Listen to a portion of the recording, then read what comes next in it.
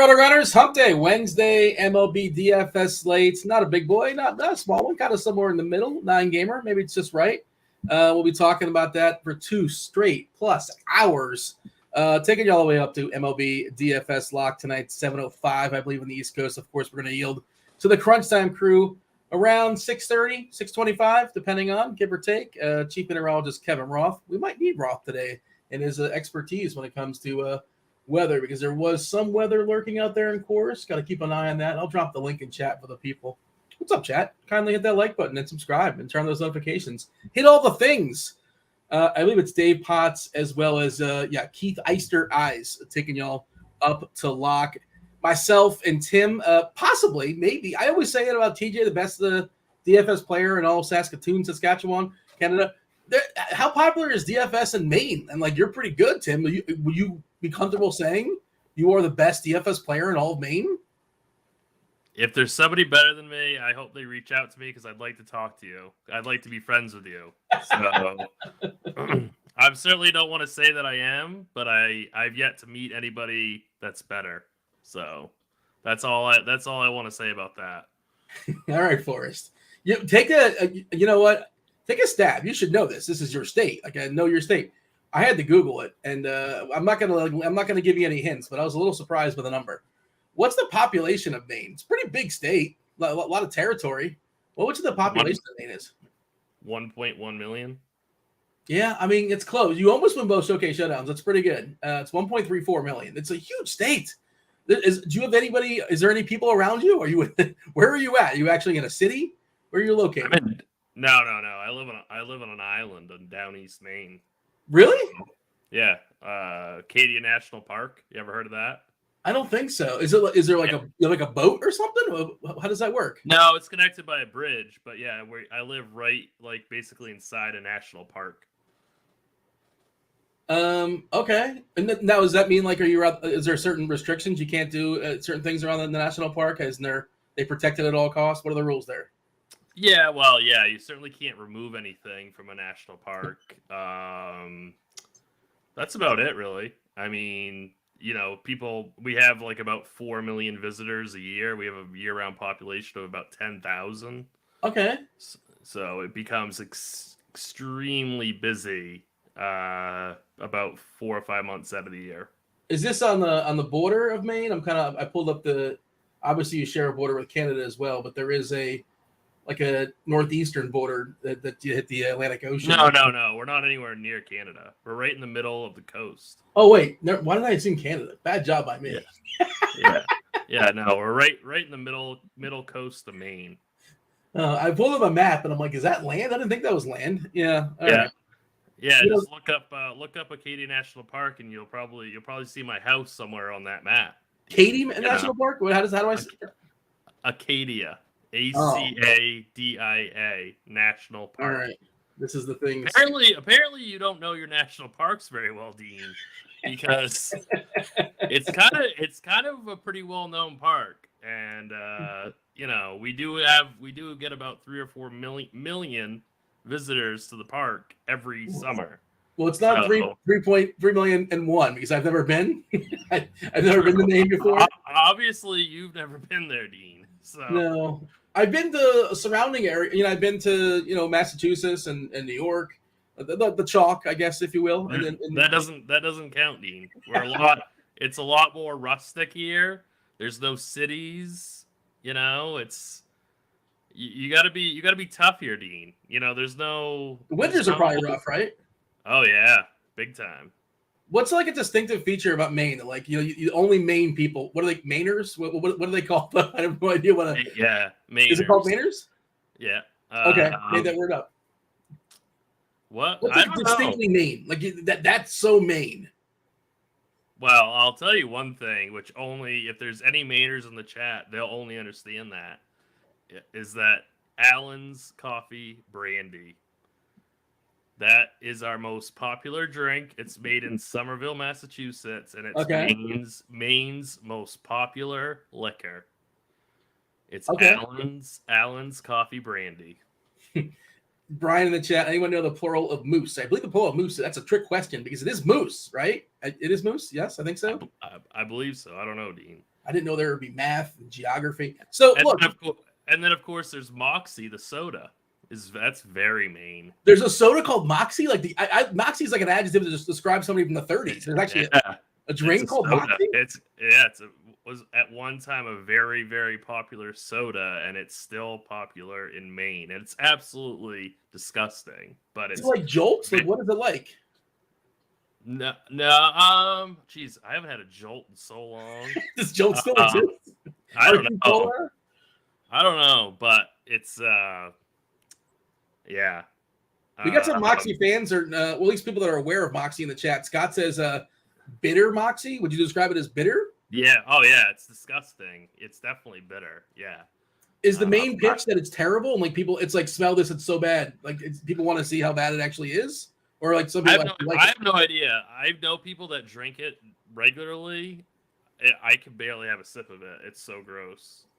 So I don't understand the desire to drink it, but whatever, people like it.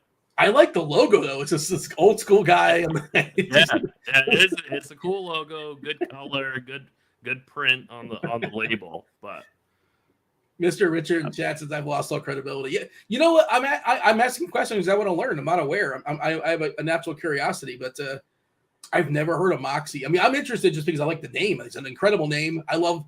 Not enough people have described these days in 2022 as having Moxie. I'm not exactly sure what that means. It's you know it when you see it, right? When somebody has Moxie, I think. I agree with that. Yep. Like, who would you say has Moxie? Give the first person to come to mind. That person's got. For baseball, Dean, I would say Bryce Harper has Moxie. Oh, okay, right. Yeah. That's when I see Bryce Harper, I think that guy's got Moxie. That's what I would say. It's a certain confidence, right? Like it's certain earned confidence. Yep. And I bet you he's crazy enough that he probably drinks Moxie. So. I think Bryce Harper's from Vegas, so he probably never had it before. I mean, unless I don't know. Maybe did he even play much in AA and AAA? I feel like he got elevated pretty quickly. But Shannon in chat saying Deebo Samuel's got Moxie. Okay, sure. That's good. Yep, I like that. Anyone that takes naked poops has Moxie, according to Brian. I think that's a reference to Kirkwood, which Kirkwood not here to defend himself. Mad Max, does Max Scherzer have Moxie? He's got something. Yeah, definitely. Mad Max definitely has Moxie. Yeah, we got to get this word back in the vernacular. I got to try. Somebody send me some Moxie. And will you send me some if I give you like if you want me to, I will, Dean. I absolutely will. You're going to be... I'll send you some other Maine treats, too. Okay. I'll send you a box. You DM me your mailing address, and I'll send you something. Well, you're not going to like the Moxie, though. I can guarantee you. Well, like I'm going in knowing it's going to be terrible. I wish I wasn't like predisposed to the thought process that it's bad because it might taint my review. Whoopie pies. Whoopie pie is that's a Maine thing apparently, according to Mr. Richard. It is. It's very much. That was going to be in your gift box. I think I know what that is. Can I guess? It's got like the cream in the middle with like. Wait, you don't know what a whoopie pie is? I mean, I think I know what it is. I feel like I don't know if I've ever had one before. Or I probably had a comp, I'm sure, but it's got a bunch of cream in the middle and like a kind of like a bread, like not bread, but it's like a. What's the top? It's kind of like a donut, but not really. Is that fair to say? Yeah. It's like a chocolate cake, and then it's got cream in the center. I'm gonna Google this. I feel like this could be a dangerous thing to Google. You hold it like a donut, but it's more like a cake consistency. Okay, yeah, this is what I pictured. Okay. Yeah. B Shot in chat wants to know what your thoughts are on NyQuil chicken. Is that a thing in Maine? No, it's not a Maine thing. That's a TikTok thing. And I've only briefly heard about it, and it seems extremely dangerous. I'm not going to try it. Yeah. So, no, that's not a Maine thing. That's a TikTok thing. Do you want something from Florida? I can send you. I don't know how well a Cuban sandwich would hold up in the mail or like a key lime pie, but I'll hook it up best I can. I feel like I got to reciprocate. I don't want to be a grifter. I have a confession, Dean. I hate Florida, so please just keep all your things, whatever you got going on down there. You can just keep it. Have you been? Have you been to? You've seen the postcard, and you've been. No, I've been to Florida a couple times, and I play golf a lot, so I've played golf at the a few golf courses down there. So okay, but what was your worst experience? Like, is it just a collective overall? Besides the humidity, it's miserable. I understand that. Yeah, it's just not my style. I'm literally just a guy from Maine that I don't like to be around people. I don't like to talk to people. I live in a little cave, and then all of a sudden I'm in Florida and I'm like, this is disgusting in every way, possible. So I'm just not. And yet everybody comes here to visit. They love the visit, and they come to Miami, they come to Orlando, they come to Tampa. People love visiting here, so but like I said, maybe they don't want to stay forever. You only want to visit. You've had your fill and you're good to go. I'm good. I mean, if you're gonna throw like some kind of birthday bash and you want to invite me, I'll swing down. But I'm not staying. I'm not staying very long. I appreciate that, because that would be rude. I can't imagine somebody would the worst thing somebody can do is overstaying your welcome. It's a character flaw, I feel. Right. We got a 9-game slate. Can you tell? It's like game 147 or something like that. We have plenty of time to knock out this slate. Do want to mention the weather as far as Roth. I don't know if he updated this or not, but it looked at least it looked. You kind of see on the starting lineups page, it's like, oh, this is going to be bad. And then Ross just like, it's yellow. Okay. And he wrote a whole paragraph about it, so I'll drop it in chat for the people. They want to read it in their own. Yellow in Colorado, yellow in Kansas City. Winds blowing out the Den Center as far as the White Sox tonight. I also wanted to tweet this out to the people too. We'll read that on later. But there, read Ross weather report. And again, Roth will be on in about an hour or so. Give you the most up-to-date update. But as of right now, I presume we're just going to talk about everything as if it goes. Yellow doesn't scare me. Just straight yellow. Come on. We're just going to play it and see what happens. As far as weather edge, do we have any sort of edge as far as the weather there in Chicago? I presume it's going to be reflective. We'll see if we got a big enough sample. Yeah, look at that. Well, it's only 40 games. So let's not get too excited here, Tim. Right. Yeah. 40 games, but yeah, go ahead. Well, I was going to touch on this anyway. It's obviously, great hitting weather. And then, it's a couple fly ball pitchers, right? Isn't it McKenzie and Lynn? Or it's McKenzie for sure. Yeah, who I think is a really interesting tournament pitcher, because if you don't hit the ball, the win doesn't matter, right? And he theoretically can strike out a bunch of dudes, but he's a big fly ball guy. But also, I think it's a really good spot for maybe not a full stack of White Sox, but a couple one-offs. It's like, yeah, McKenzie's good, but ball's going to get the ball. If the ball gets hit, it's going to be hit in the air. And if that wind's real at game time, which I'm hoping Roth is on afterwards to kind of update us on if that wind is actually going to be the wind when that game starts. I think the White Sox make for really good one-offs. You don't necessarily have to stack them, but play 2 or 3 on DraftKings or 1 or 2 on Fanduel. I think that's a really good play.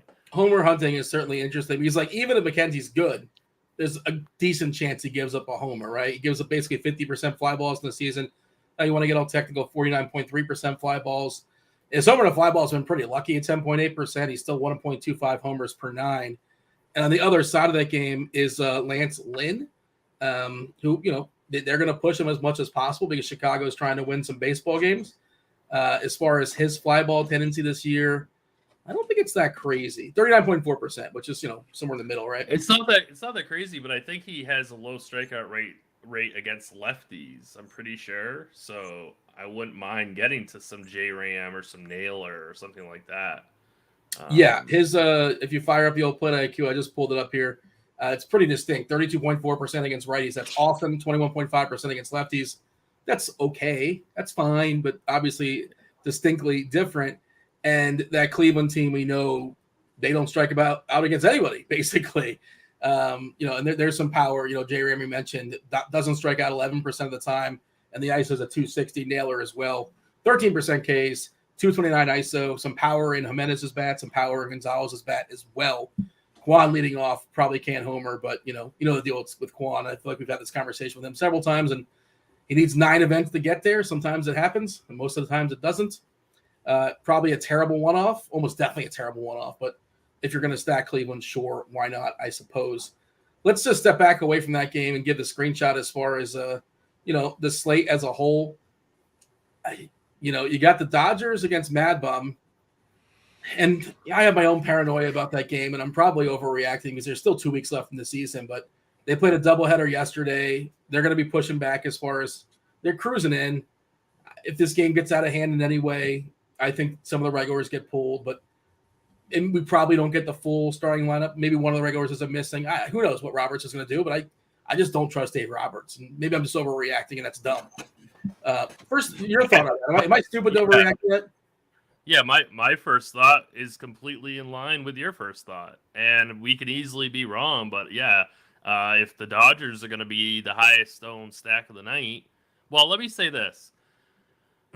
It's tough because, I kind of want some of these cheap Dodgers, young Dodgers to be in the lineup. Yeah. Like Trace Thompson.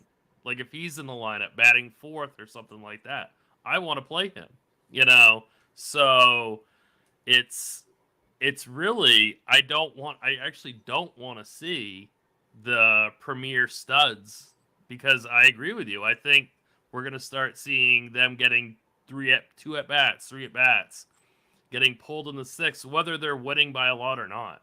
So I really would rather see some of the cheaper Dodgers get into this lineup, and I'd be more likely to play them because I know that they're going to play the full game. So I kind of agree with you. It's a weird thing because I feel like I'm thinking about the what if, like, worst case scenario, and if you're shooting for the top, you're not supposed to like really consider that. You're thinking about the optimal things that can happen. So I'm sort of conflicted on it. And maybe like he just doesn't start a couple of guys today, and he doesn't start a couple of guys tomorrow. And I didn't look ahead to see if they're not playing tomorrow or if they are playing tomorrow. Thursday, travel day for a lot of teams. I'm curious if they're playing tomorrow actually, because maybe if they have a day off tomorrow, their lineup is more likely to be normal today, or they're more likely to stick around the entire game. If they're playing tomorrow, then maybe not. Put a doubleheader yesterday. And again, they're settled there, and they're in their one spot, in the National League, just kind of waiting. Do the Dodgers play tomorrow? They do. They play Arizona. They're at home for what it's worth, but they're playing a bunch of consecutive games in a row, and basically everybody played yesterday because there's a doubleheader. Some guys played 2, but everybody got at least 1. I know Trey Turner got hit in the first game and left early. I think it wasn't bad enough where he started the second game too. So. The other thing is that we're not talking about a low-owned Dodgers team. Yes. So that changes kind of like the line that we can take with this argument is that I'm even more hesitant to play the Dodgers because of their ownership. Like if they weren't getting this much ownership, I would say I'd be much more inclined to say play Mookie Betts, play Trey Turner, play whatever, But since they're projecting so high, so much higher than the next team, I'm very hesitant. And the wild one about Betts, so on DK he's 6K. Okay, 6K. You see his Fanduel price? It's ridiculous. I haven't yet. What is it, like 35 or something? He's 3.5 on Fanduel, and he's probably going to lead off, right? And just he's facing Madison Bumgarner. Like that's just like a lock and load, right? Right. But I don't know. Like if this game was a month ago, load up on the Dodgers, have a good time, have at it. It's incredible chalk. And before they clinched everything and whatever. But now, and I'm not trying to spread my paranoia. Right. And then there's the other argument is that, well, people think like we do, and that brings down the ownership. I don't think Dave did in his article today, unless I missed him. I mean, he spoke about him as if like whatever. And I think this is probably going to be more a thing like 2, 3, 4 days before the end of the season as opposed to today, right? I think maybe. But we'll see. Like, they're not just going to stop playing for 2 weeks, right? Right. I don't know how Roberts is going to handle it, basically. Yeah. So, but that is the team with the highest total on the board, right? And rightfully so. And then it's the team with the highest total, and it's the team with the highest smash percentage in our smash tool. So it's it's obviously computer models are going to love the Dodgers today. Projection models are going to love the Dodgers today. And ownership, it appears, is going to follow that. And none of what we talked about is going to be in the bat. Like the bat's not quantifying all that nonsense we were just talking. And that all might be nonsense. Well, at least for tonight, it can be nonsense. Maybe tomorrow it's not nonsense. And it can just sort of jump from game to game. But speaking of, presumed nonsense, the Rockies refused to throw. The Giants didn't pinch hit last night. Unless I missed something. They had a bunch of righties starting against a lefty. Righty came in afterwards, and I believe the Giants had 0 pinch hits, unless I missed it. That was interesting. And again, the Giants are playing for nothing all season long. They've been optimizing, getting platoon advantages all throughout the year. I don't know why that was the case. I think they were ahead slightly, but still, like there were certainly moments where it's like, oh, okay, this is where Wade would come in for Austin, for Slater, right? It just didn't happen. So is that an anomaly? Is that a one-game thing? Did the Giants just not care? Was it they were ahead, so whatever? Maybe they want to save some guys for defense. I have no idea. I don't know how to read into it. It's like they just don't care because it's like the season's over. Maybe they want to see looks on certain guys. Let's see what Slater can do. I mean, relatively. Well, yeah, and like David VR, they're probably keeping him in to get more of a look on him, right? I mean. So I don't have much of a take on that situation. I don't know, but don't the Rockies only have one lefty in the bullpen? Well, no, they started a lefty, and behind him was all righties. So I'm talking about tonight though, Dean. Okay, so the tricky thing with that is, it's funny in chat that Derek says I have a lot of questions. I do have a lot of questions. I don't have the answers, but I have a lot of questions. Sam in chat, there are no dumb questions. A platoon basically means if it's a lefty pitcher, the hitter is hitting from the right side and vice versa. If it's a righty pitcher, the hitter is hitting from the left side. They have the platoon advantage. This isn't true unanimously, but generally speaking, lefty has a better chance against a righty. Righty has a better chance against a lefty. It's not always true. There are specific examples that say otherwise, but as a general rule, certain hitters do thrive and certain pitchers are more vulnerable, more likely to be vulnerable, versus the opposite hand. Yeah, so I don't. Okay, so Gomber is available theoretically, and Cheese wrote about this today. And this is another thing I'm trying to figure out, and I have no clue. Like, and especially with call-ups and all that. And I think Ty Blach is Ty Blach available. I don't know if he's available or not. I don't think he's listed in the bullpen, but he may be around. I'm not certain. I should be able to find this, but Gomber has not pitched in the last 10 days. Why not? Is he just not going to pitch the rest of the year? Why is he there? Why even put a uniform on if you're not going to pitch? And he's the one left. This is so important to the slate too, because if we knew that information, it would change everything. Like if we knew that they are shutting him down for the year, then you could play all the Giants. But I really don't know. And the other thing I think about Gomber is that he's like he was a starter. He's like a long man out of the pen. So he can go 3 innings. So that could really put a damper on a lot of your lefty exposure with the Giants today. So he pitched a third of an inning on the 11th. So 10 days ago. Wow. On the 9th, he pitched 2 innings. And then he pitched 2 innings on the 6th. But why haven't we seen him for 10 days? I don't know. I have no clue. And there are several other guys that like are lefties that I don't think they've not been pitching for a while. They're not listed in their bullpen, but I'm pulling it up now. Like Gilbreth. Is Gilbreth on the team? He's a lefty. I'm not sure if he's in the team right now. There's a Rollison as well, but are those guys even pitching? Are they on the roster? I think it's worth noting, but I don't know. Why don't we know this? Shouldn't we know this? Right. Okay, yeah. Gilbreth is hurt. Gilbert's on the IL. Okay. All right. That's what it looks like. What about Block?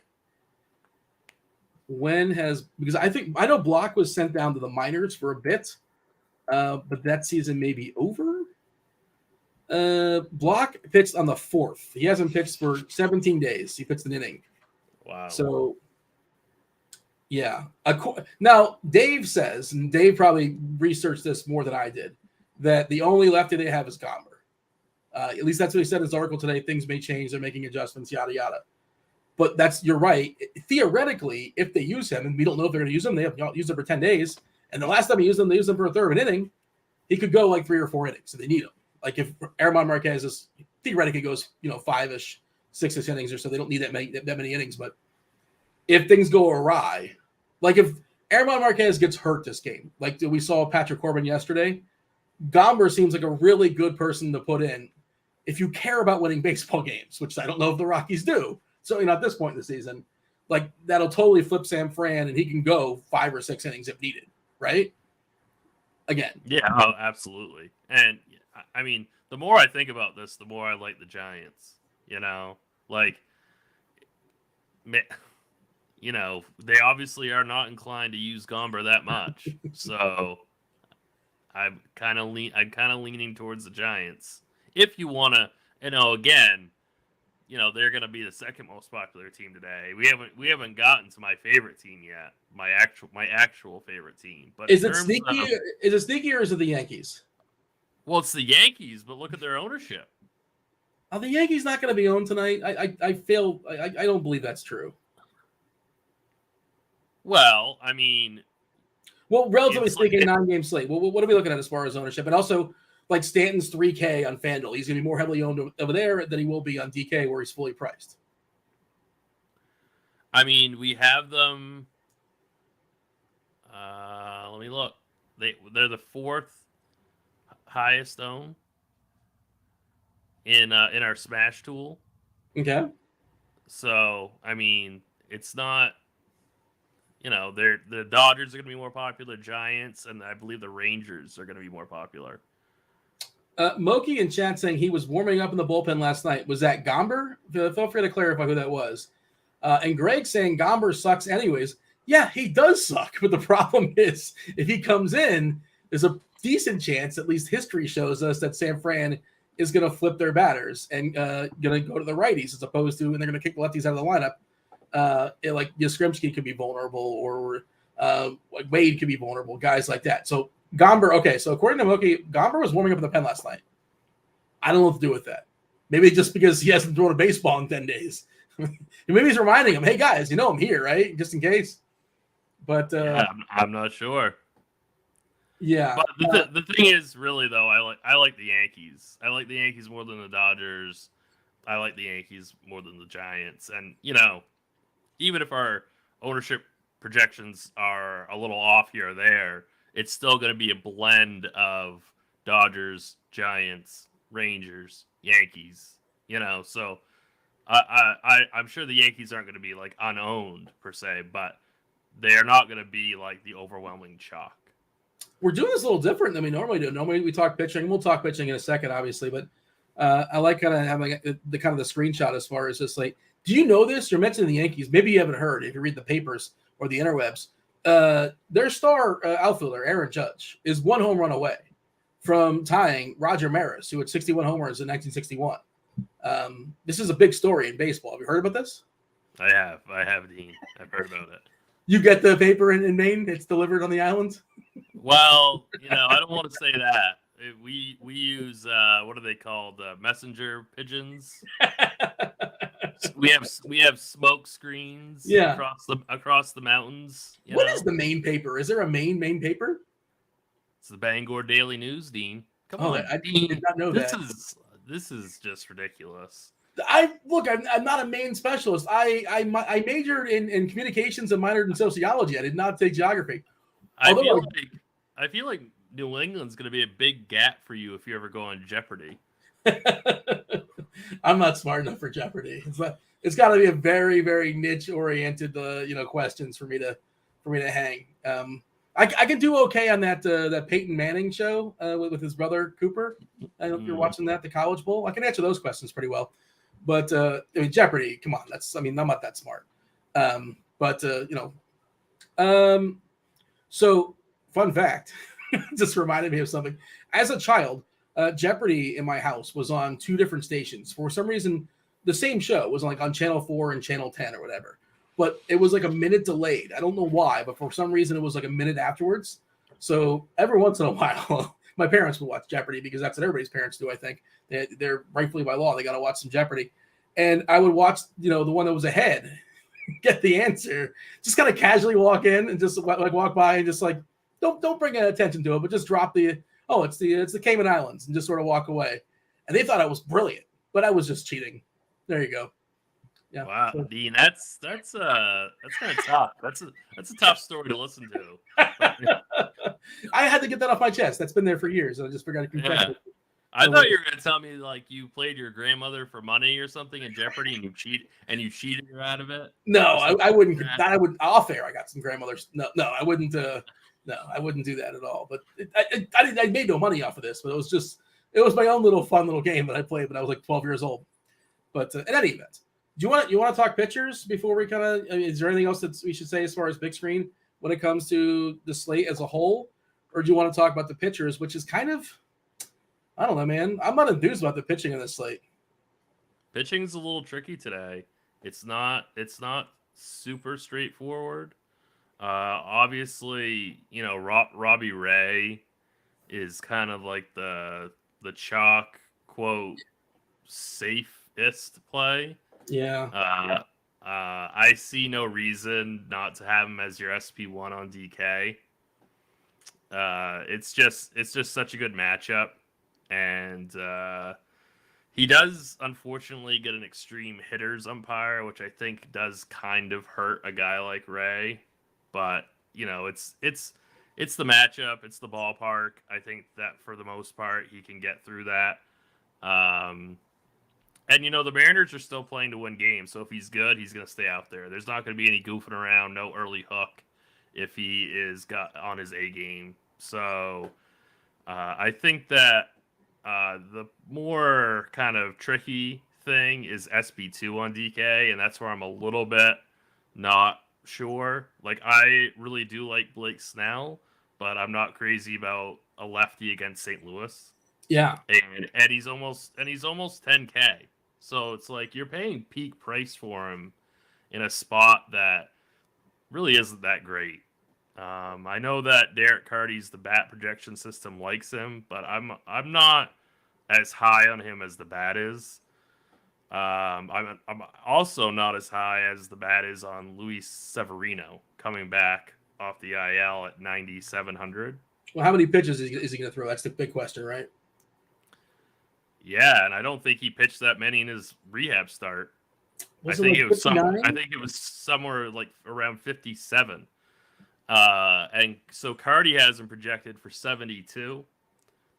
And that's fine. I just no way I'm going to pay 9,700 for a guy who's going to be pitching 72 pitches. So I don't care if it's against the Pirates or not. We saw what happened with Ortiz last night. If he yeah.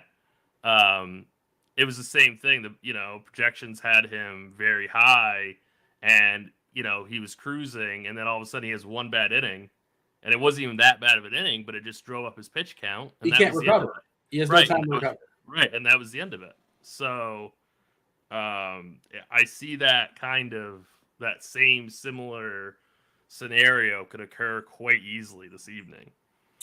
The tricky thing with Severino is there's no discount as far as the price. He's 9.7. Right. And like that would make sense, by the way, if 72, because then like the traditional jump up is 15 pitches, give or take, from one start to the next as you're building your arm up.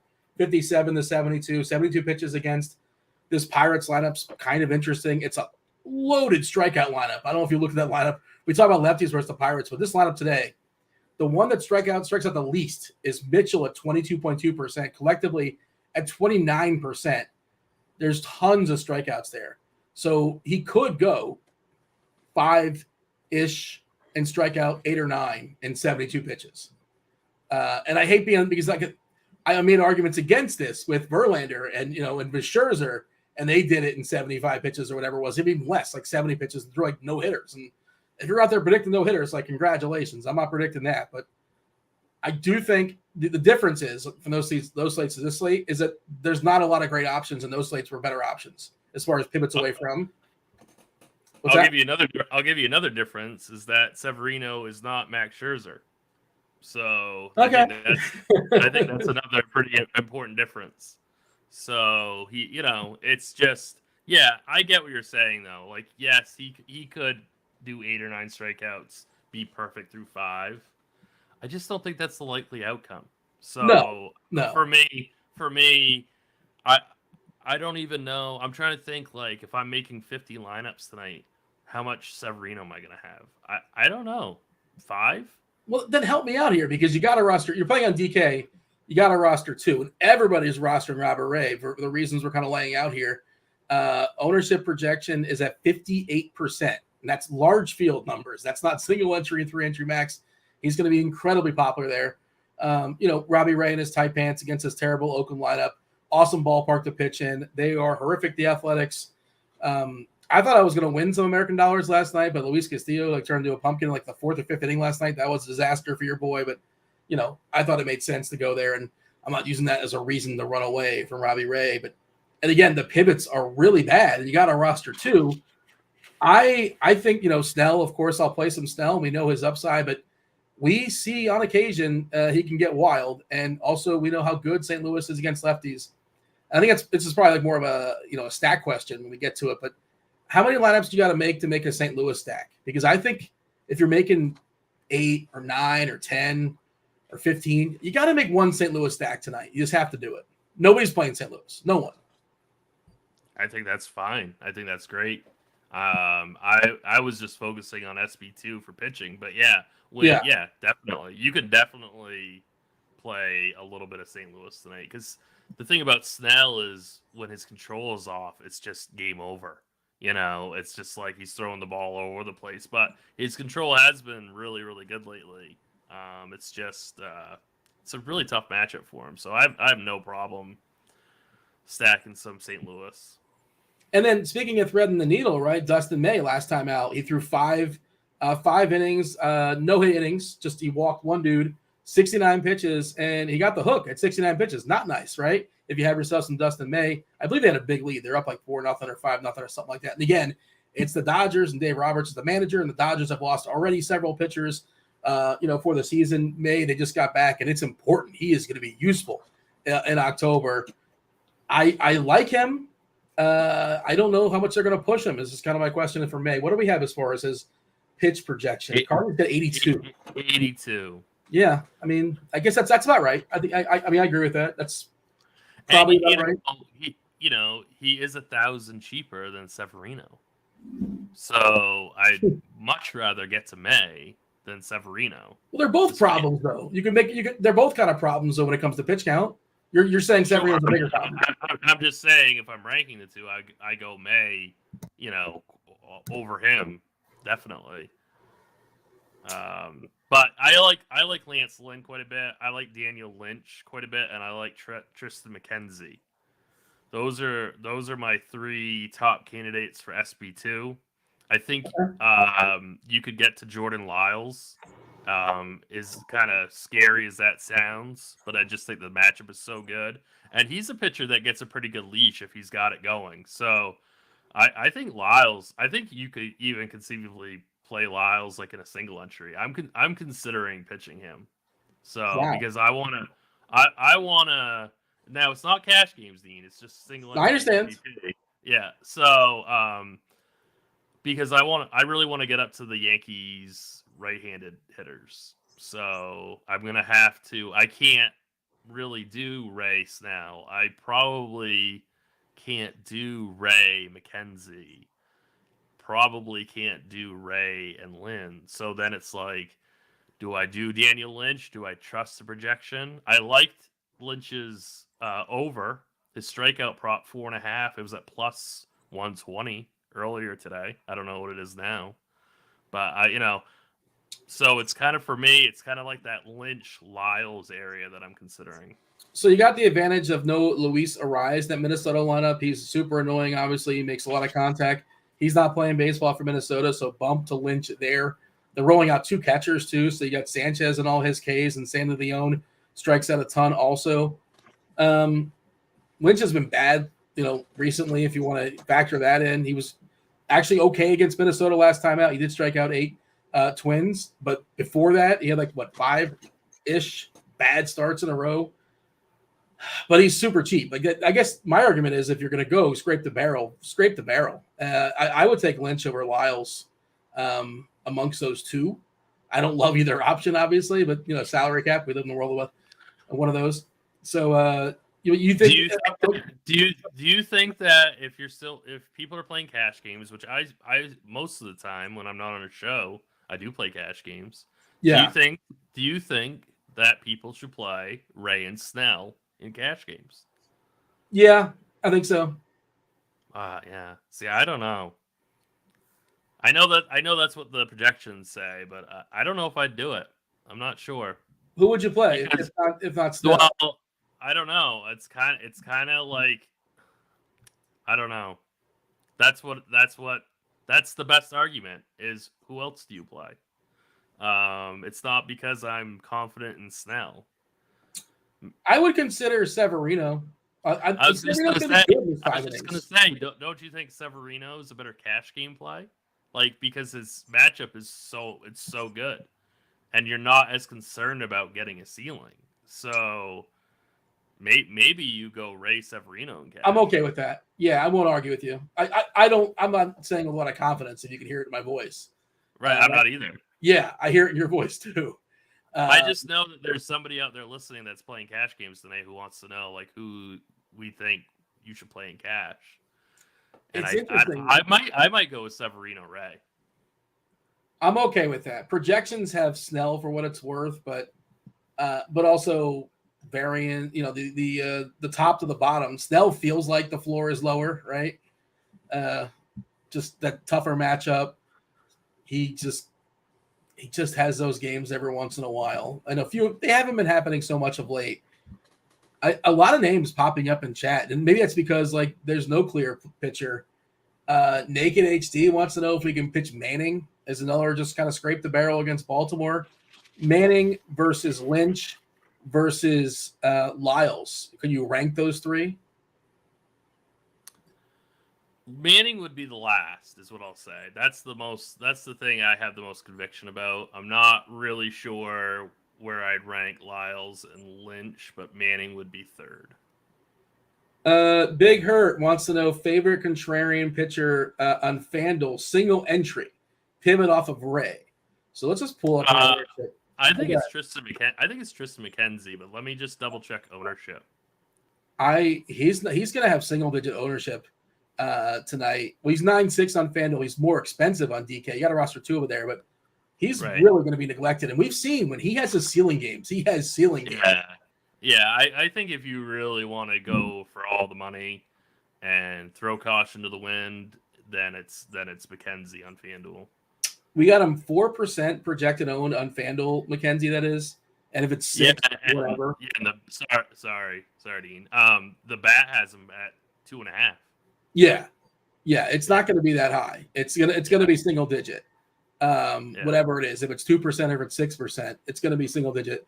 And on DK, where he's more expensive than Ray and he's more expensive than Snell, we got him at like 6%, at least according to the plate IQ. I'm not sure what the card he has him at, but I think he's got to be in your tournament pool. And I know the wind's blowing out, but you got to hit the ball for that to matter. And he can strike out 10. Like that's something he can do. It's something he's done. He's done several times this year. It's a tournament play. We're not saying, the question was FanDuel single entry, like go for it. If you want to be contrarian, that's the play. Is it too contrarian? Webb's a pretty good pitcher. Big Show Brandon wants to know Webb against Colorado. Coors Field, yada yada. The weather does look like it's going to be bad for hitting for what it's worth. It's going to be cold. Potential. Oh, wait, yellow, orange. It's been updated. Let me go ahead and drop this in chat for the people. Let's see. Scattered showers. Let's see. It's going to be in the 50s. So Ross says he thinks a postpone would come well before first pitch if it happens, and he does not think that's the likely outcome. So it's one of those things they either postpone it before the game starts, and then or they just say, screw it, we're going to play through whatever's coming our way. But how do you feel about Webb as a tournament play? Was that single entry, Brandon? Let me just double check. No, he didn't specify. But either way, I don't have much interest. I think that there are better plays at similar price points on both sites. I don't think I could conceivably pay $8,200 or $8,600 for him. I'd rather play Dustin May. if you're going to be right around that price. Who's safe, but like, yeah, we don't think he's going to go beyond, like, you're begging for 5-ish innings, right? Probably not getting that quality start in FanDuel. Right. And as crazy as it sounds, I'd rather just go down to Lynch on FanDuel. Like, if you're going to punt, I'd rather punt away from Coors and go with Lynch. Do you need that much savings over there? Because there's some cheap bats on FanDuel. But you just get the world, I guess, right, as far as hitters.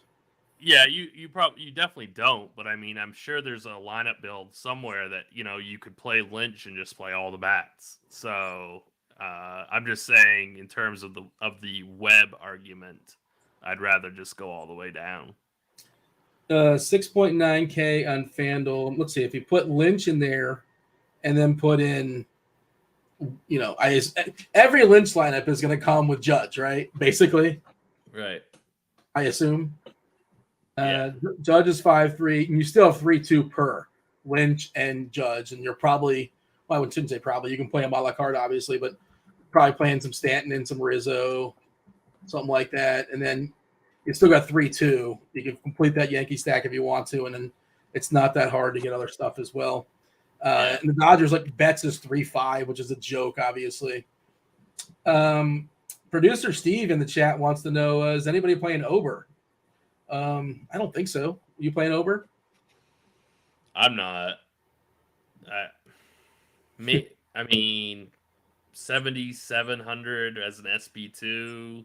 I guess you could do that in a tournament, but I'm not crazy about it. I mean, he's projected for 80 pitches. They're not letting him go deep, right? And yeah, he's just a pitcher he's not a very good pitcher. He's really not going to have a ceiling. It's just I don't really like it. It's funny, we've mentioned a lot of names just because we're trying to find something, and none of it's comfortable. Outside of Ray, he should be comfortable, but the ownership's not comfortable on him. And theoretically, with Ray, like, if he gets an extravagant number, you're supposed to try to push down a little bit on it, in theory, historically. But, where else are you going to go? You can't just say, I'm not playing that guy. You got to fill that slot. And then now you have two pitchers on DK that are uncomfortable. And several are going to work out. That's just how it goes, right? Multiple guys are going to work out, and some aren't. Anything else of note here? Anything else we should say as far as pitchers? Yeah, Lynch, Snell, Dodgers, Yankees. Yeah, you probably can do that on DK pretty easily, I imagine. I've not made that lineup yet. Well, you probably can't get every stud, but I think that's doable on DK, maybe with a punt or two or something like that. William wants to know my top 4 pitchers.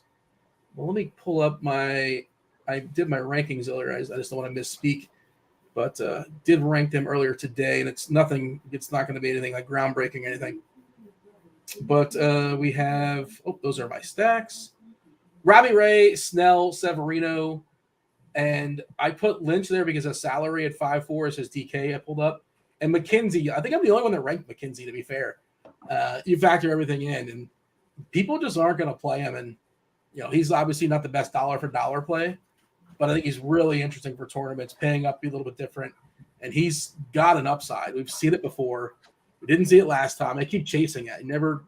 It seems to happen like on slates where, like, it's not in the main slate. I feel like that's just me remembering things, but he put up a 40 spot on Chicago. He struck out 14 White Sox.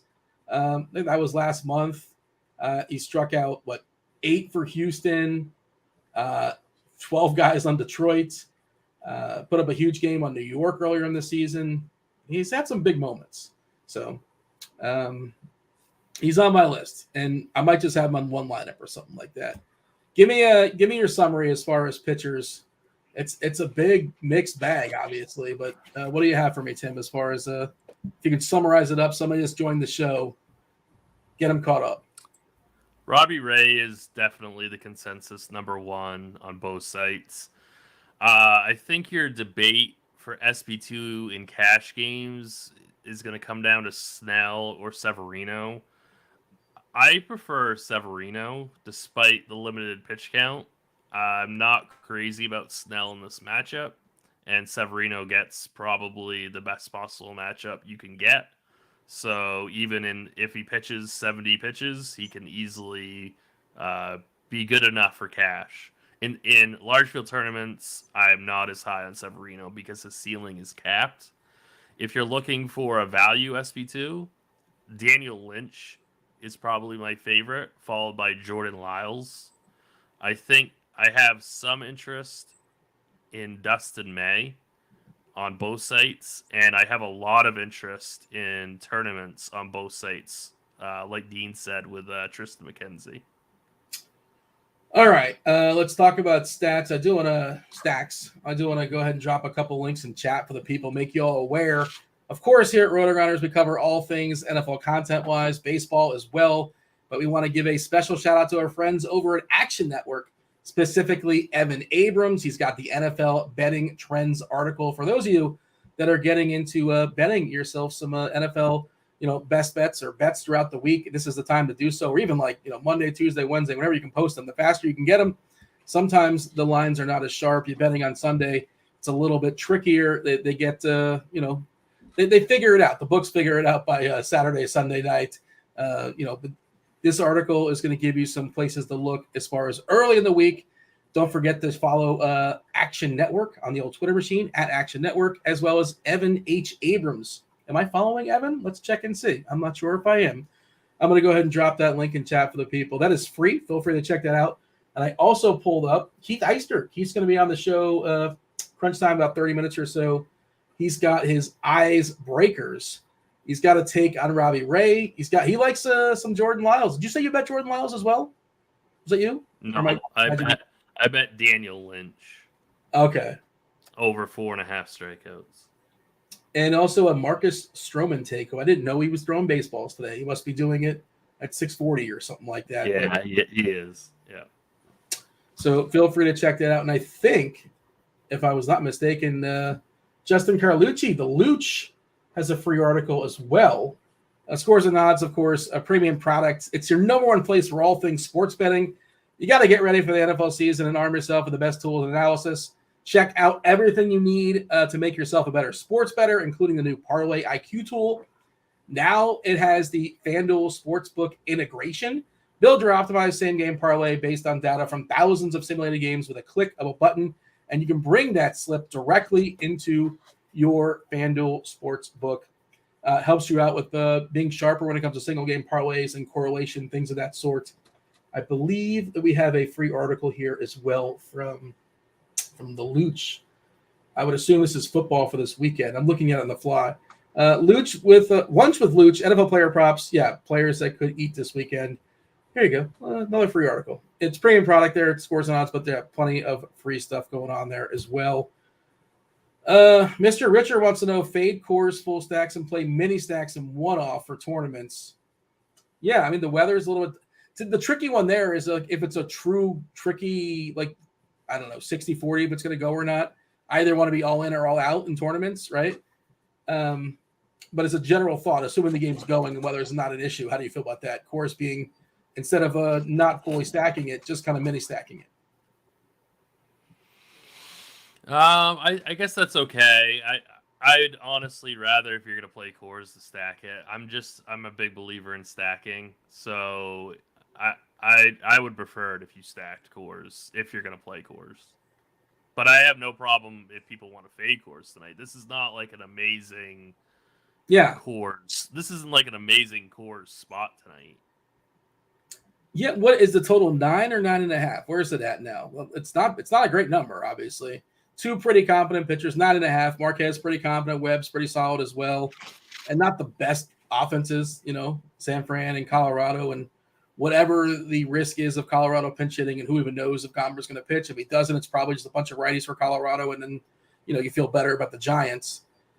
But otherwise, let's kind of talk about the slate as a whole. I know the Dodgers have a team total close to 6, which is just a monster number, against Madison Bumgarner, who hasn't been, he's been rough for several years now at this point. He aged really quickly. The Yankees, of course, against Contreras, have a team total close to 5. Contreras, good young arm, but, not a complete project, still kind of figuring stuff out, can't get wild at times, backed up by, and this was a stat from Dave Potts from CheeseIsGood's article today, and I was looking at it too, actually. He beat me to it, so I'm plagiarizing it, but I also was on it as well, for the record. The 2 worst bullpens in all of baseball, according to Sierra, according to active roster, they're tied. It's Pittsburgh and it's Arizona. So that's a sort of interesting because the Dodgers and the Yankees are facing, and Contreras, who knows how long he's going to go, probably not too much. They're not going to push him maybe 75, 80 pitches or something like that. And we saw that bullpen implode last night for Pittsburgh. How wild was that? Like Judge hit the 60th homer of the year, and it wasn't even the most dramatic home run in the game. Like that Stanton grand slam was just wild. And man, when Stanton, he has holes in his swings, obviously, but when he gets a hold of it, like nobody hits the ball like Stanton. It's insane. Yeah, his exit velocity is just out of this world. So it's just they're a lot of fun to watch. That whole team, even though they get pretty stale at the bottom of that lineup, but I still think that they're a pretty fun team. Yeah, I think it was 118 if I'm not mistaken, as far as the miles per hour. Somewhere around 118, which if you look at the exit velocity stuff, like the biggest exit velocity, balls since they've started to account for it in the last so many years, it's Stanton. Like he's got a whole he just covers the whole page basically. He just smashes baseballs. I feel like O'Neal Cruz. I said I got a couple in this, this cup of coffee here. Alan in chat's asking about the wind blowing out in Kansas City on labs at 15 miles per hour. Is that accurate? I don't know. That looks different than what we have. So I don't know. That seems like more of a Roth question. What do we have as far as the wind or as far as the current temperature in KC? Because I'm showing it's blowing in at 10 miles per hour. Have you seen anything different? And maybe we just yield to Roth in this one. Yeah, I think we should yield to Roth, but I will take a quick gander. But I'm not seeing anything that I can really use that I'm comfortable with. The collective, the popular stacks tonight, and I'm just kind of looking at what, Head Chopper and Keith put, and Keith will be on again about in 20 minutes or so, as well as Dave Potts. It's all the same teams. It's the Dodgers, the Yankees, Giants, and then you got some Seattle love, you got some Texas love. The ballpark stinks, obviously they're in Oakland, but Kaprelian's been a disaster, locked in for 9 there for Seattle. Disappointed last night, but I'm okay with Seattle. I wish the ballpark was different, but their home ballpark stinks too, and they get it done there on occasion. And then Texas, possibly facing the worst pitcher on the slate. It's debatable. Facing Davidson, at least on the Family Feud board of worst pitchers on the slate. Tucker Davidson's been small sample, but kind of a disaster. Texas, not a lot of fun the roster in my estimation, but you got some nice pieces. Semien and Seager, Dallas Garcia, Young's really cheap as well. Where are you at as far as your favorite stacks tonight? Are you with the herd, or you kind of mentioned earlier? You said the Yankees are your favorite, but that's a lot of people's favorite. Are you sticking with that? I know you're playing single entry, 3-entry stuff mostly. Is there a team off the board? I'm not totally convinced. Like the Yankees are going to be super popular. I think we talked about this before. Like the Dodgers are carrying the most ownership. Then it's going to be the Giants. And then it's going to be some kind of combination of Yankees and Rangers that I think are going to be the next most popular. If you like the Yankees, like I like the Yankees, I'm not really going to worry about ownership. Like I know that Judge is going to be popular because Judge is always popular for good reason. Yeah. But I'm not totally convinced that like the whole stack is going to be popular. So I would not let ownership turn you away from them if you want to stack them.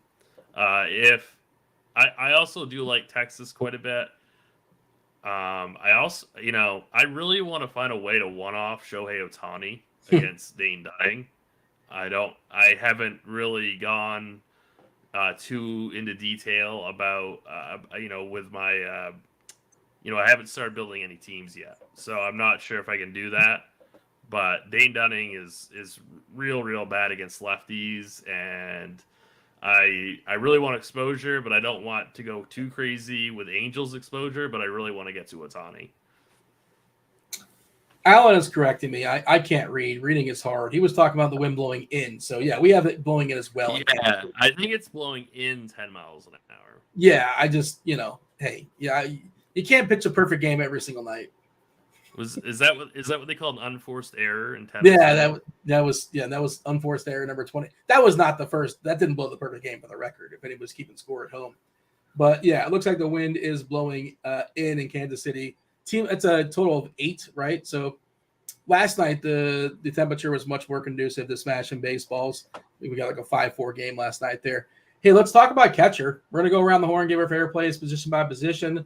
Whatever else pops up in chat that seems relevant, well, we're happy to entertain that as well as we hand it over to the Crunch Time crew in about 20, 25 minutes or so. Catchers tonight, on Fanduel, no obligation to roster yourself for catcher. You certainly can. DK, you got Gary Sanchez, who once upon a time hit baseballs pretty well and few and far between this year, but theoretically when he actually hits them, there is some power there. And he's batting, I believe, cleanup because that Minnesota lineup is just weakened these days. If you have all the money in the world, you can spend up on a guy like Sal Perez. You can spend up on Will Smith if he's in the lineup. You know, the Dodger lineup just yet. How are we attacking catcher tonight? I don't mind Gary Sanchez. I'm not going to be rostering him because I'm probably going to roster Daniel Lynch. But I completely understand if people want to take that kind of savings and hope that he hits one out. I don't know if we've gotten a Mariners lineup yet, but is it? I believe it's the Big Dumper. He's supposed to be back. Yeah, Big Dumper, 4,100. I think that is a really, really good tournament play. It's just I'm trying to think who I would likely pay up for. Will Smith? I don't know.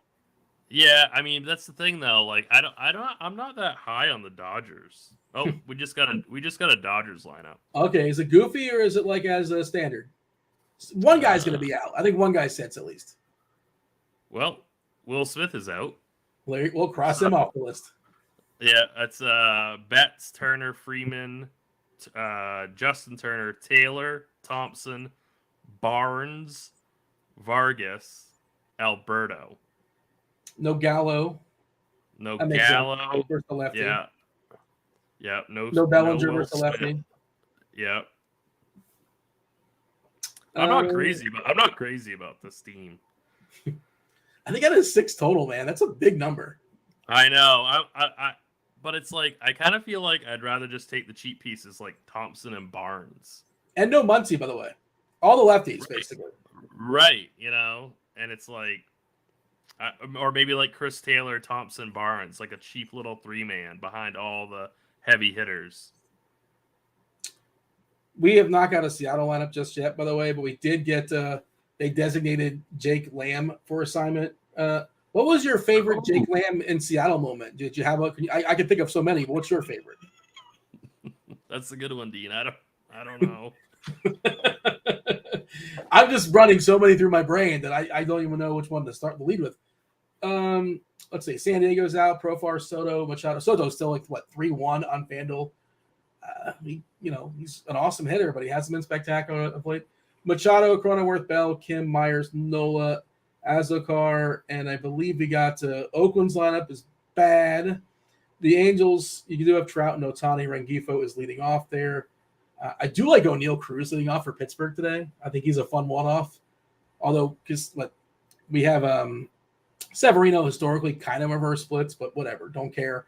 And not that he necessarily needs that, the cheat down the right field line, that 300-foot homer there down the what do they call that? Is there a certain name for the Yankee? I was thinking pesky pole. That's Boston, obviously. It's just a nonsense distance. It's just the short. It's the short porch. The short porch. Yeah, there you go. Yeah. MJ Melendez on FanDuel, I think, is kind of interesting at 2,700, but by no means do I think that you have to play catcher on FanDuel.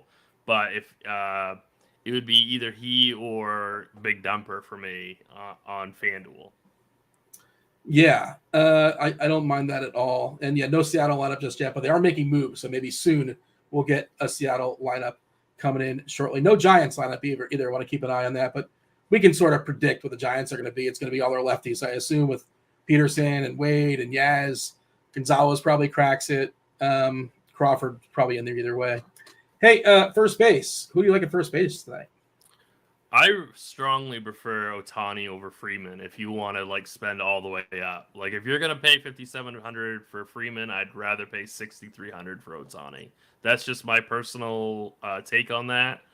If you don't want to do that, I guess Josh Naylor would be okay in the mid range.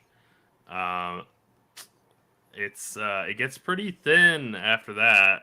I think you could go Lamont Wade at first base, 3,500. He will have pinch hit risk, but Dean and I have talked about that, and I don't know how big that risk is going to be tonight. So I don't either. Right. So I think that you could play him conceivably and not worry about that. Ryan Mountcastle has really, really high hard hit numbers, and I think that with his price, like he was super cheap for a really long time, and now he's starting to come up. That'll leave him really, really underowned. So I think he makes for a really good tournament play. Same thing with Ty France. I think that he would be okay. And then of course we have Vinny P, 2,900. He was raised all the way up to 2.9K. Right. So yeah. And then on FanDuel, Ryan Mountcastle is very, very cheap, and I don't mind him in any format. He's 2,900 on FanDuel, so I think that that's a really, really nice price. Wilmer Flores is going to be, I'm sure, pretty popular because he's eligible in 3 positions, but I don't think I'd play him at first. I think there are better places to play him. If you want to go after the fly balls with Tristan McKenzie, Jose Abreu, with that wind, I think on both sides. That's what I was going to say. And he's also reverse splits too, not to cut you off, but yeah. I like both sides of that. I think he gives up a homer, maybe 2. And Abreu is one of the more likely candidates to do so. The power righty, which that's what McKenzie's most vulnerable to. I know this sounds like a stupid comment, but somebody like that game's going to win somebody a tournament. That's what I can't say with any kind of conviction either way, but I could see McKenzie striking out 10 at super low ownership. I could see the White Sox going completely insane. It's like I can kind of see both sides of that game.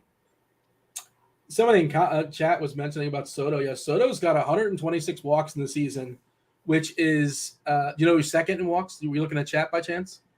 No. So 126 walks for Soto, and that is my UCF math. We're going to 33 more walks than the next best guy. He's lapping the field. And it's always like, Soto, do you want to walk? Not really. Is it better than a pop out? Sure. So when you're watching the games individually each at bat, it's like, I'm never upset if my guy walks, but theoretically I'd rather see a home run. That's just me. Maybe I'm different. Second, by the way, is this is a hint. This might help. This person has the most home runs in baseball, and tonight. Do you need another clue? It's got to be Aaron Judge. Yeah. Yes, it's Aaron Judge. That is pretty crazy though. Yeah. Anything else at first that's of note, or shall we jump to second base? I think we can get a second. Betts is still available second, right? No, Betts lost his second base eligibility. Okay, on DK. Interesting. Yeah. I feel like they're going to be working him in there a little bit more the next couple of weeks because I think they want to have him ready for it in the playoffs, my guess, if they need it, like in a pinch, right? If it makes sense as far as swapping stuff around and pinch hits, things like that. All right, go for a second. I'll just tell people who I'm playing at second. I'm playing Gleyber Torres. I know that he's not been great, but I'm just going to go after some of those Yankees righties today because the Yankees are my favorite stack. Projection systems would probably not agree with that choice, but that's who I'm going to roll with. Marcus Semien is probably your best pay-up option at both FanDuel and DK. Rangers have arguably the best matchup on the board today, so don't forget about them. You can play them in cash. You can play them in tournaments. Wilmer Flores, Javier Baez on FanDuel are both very, very cheap. Trying to think. Chris Taylor. I think he was in the lineup, right? Yes. Yeah, I think he was betting 5th. So Yeah, he's a good cash game play today. Yeah, he's probably a really good cash game play today. I'm just not as high on the Dodgers as computer models are, so I think that I'm going to pass on him. Not to cut you off? What's the fewest number of innings pitched you need for it to be alarming that a pitcher has a bigger walk rate than strikeout rate? Fewest number of innings. What's the number? Is that Tuckerson? Well, you can buy. It's Tucker Davidson. Yeah. Or whatever. Yeah. Tucker Davidson. Yeah. Man, how many innings is he? 33? 42. 42. Yeah. 13.4% K rate, 14.9% walk rate. That seems alarming. That seems alarming to me. That's alarming. He's got a Sierra above 6, which is again alarming. He's really bad. I don't know. I don't know if I trust the Rangers. Plus he gets Bill Miller tonight. Okay. So the walk rate goes down to 14%. Yeah, it's interesting. It's good you mentioned that, because for those that care about such things, there's actually a lot of extremes as far as umpires. We got extreme hitters umpire tonight for Robbie Ray. Oh my God, we can't play Robbie Ray, and also he needs those corners, right? Extreme hitters umpire for Robbie Ray and Kaprelian. Extreme pitchers umpire for Blake Snell. The two best pitchers, distinctly different as far as umpires. We'll see how much umpires matter. Is Brennan Miller related to Bill Miller? Because Bill Miller is notorious for being like the best pitchers umpire in all of baseball. And there's a person named Brennan Miller who's also an extreme pitchers umpire who's umpiring the game for San Diego. Is it possible they're related, or just a total coincidence? I have no idea. I'm going to Google that. These are the things that don't matter, but I'm curious. And also extreme pitchers umpire for the Yankees, for Severino. So if you're looking for, you want to get away from that 90%, well, I shouldn't say 90%, depending on what concerts you're playing, 60% chalk Robbie Ray. That's one reason, I suppose, or just, playing the ownership game. Just figure it's worth throwing it out there. I'm glad you mentioned that as far as the extremes, extreme pitcher umpire there in Texas. But anything else you got there as far as second base, or shall we jump to third? The Mariners lineup just came out. So it's Rodriguez, France, Haniger, Santana, Winker, Big Dumper, Frazier, Toro, and Crawford. Yeah. I'm good with the Big Dumper. Kaprelian, obviously the ballpark just stinks, right? But Kaprelian's bad, and I believe he's reverse splitsy too. Like, for what it's, he doesn't discriminate. He's bad to both sides, I believe, but I think he's worse versus righties. So he's got a pretty good price too, right?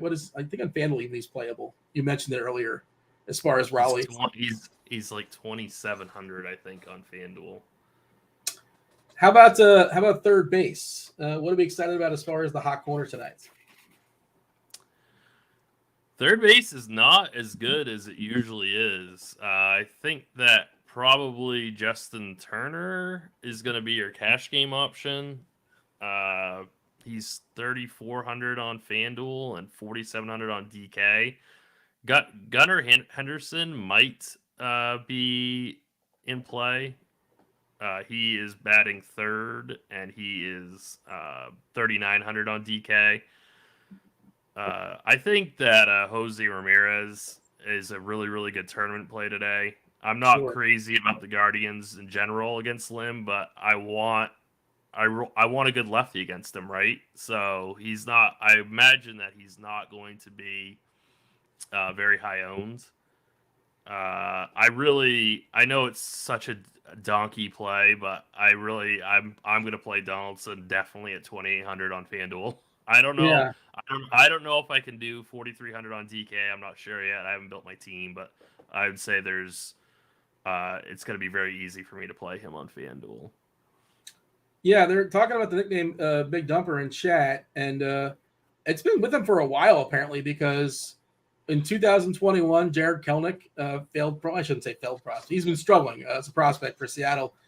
He tweeted out, like, when they announced that Raleigh was coming to the majors, Big Dumper to the show. So I guess that was his nickname in the minor leagues and all throughout. And You get a nickname Big Dumper, it's gonna stick. It's not going away. Like that. You're a Big Dumper for life. That's it. There's no getting away from it. But all right. Hey, by the way, Gio Urshela is a leadoff hitter, and like as prototypical leadoff hitters go. Like I love Aaron Judge as a leadoff hitter. I love that. Just give me the best hitters hitting the most. That seems like a pretty simple concept to me. Minnesota is just desperate. Arise not playing, no Buxton. Man, Urshela, it's rough in Minnesota these days. I just thought it was interesting. I feel like that's the first time he's let off all season. Maybe I'm wrong, but I noticed that, and I'm like, oh, I mean, who else? They let off Miranda the other day. They're just desperate, and nothing works. I really think Daniel Lynch is a really good play today. I know that the bat agrees with me, and I think I'm gonna jump into that. I don't like that Twins lineup. You know, it's just not good. It's pretty ugly. So I'm ready to get hurt by Daniel Lynch tonight. You know what? Yeah, I mean, why not? And we already talked about the Snell thing. Are you playing any Cardinals? Like any additional leverage? You're not doing that like your single entry, 3-entry stuff. I'm not in my single entry, but I can totally see it if people are playing multiple lineups today. They're asking about Arise in chat. I don't know. I think is he dinged up or they just give him a day? What happened to Arise? I haven't seen him in the lineup the last couple of days. I think. No, he played. He's played the last several days. He's been around. Yes. Okay. Yeah. Hoosier saying Banner is asking about Peterson being a pinch hit risk. He is if they bring in a lefty, Colorado that is, but we're not certain they're bringing in a lefty. The best bet will be Gomber, and he hasn't pitched for 10 days, and we don't know why. Yeah.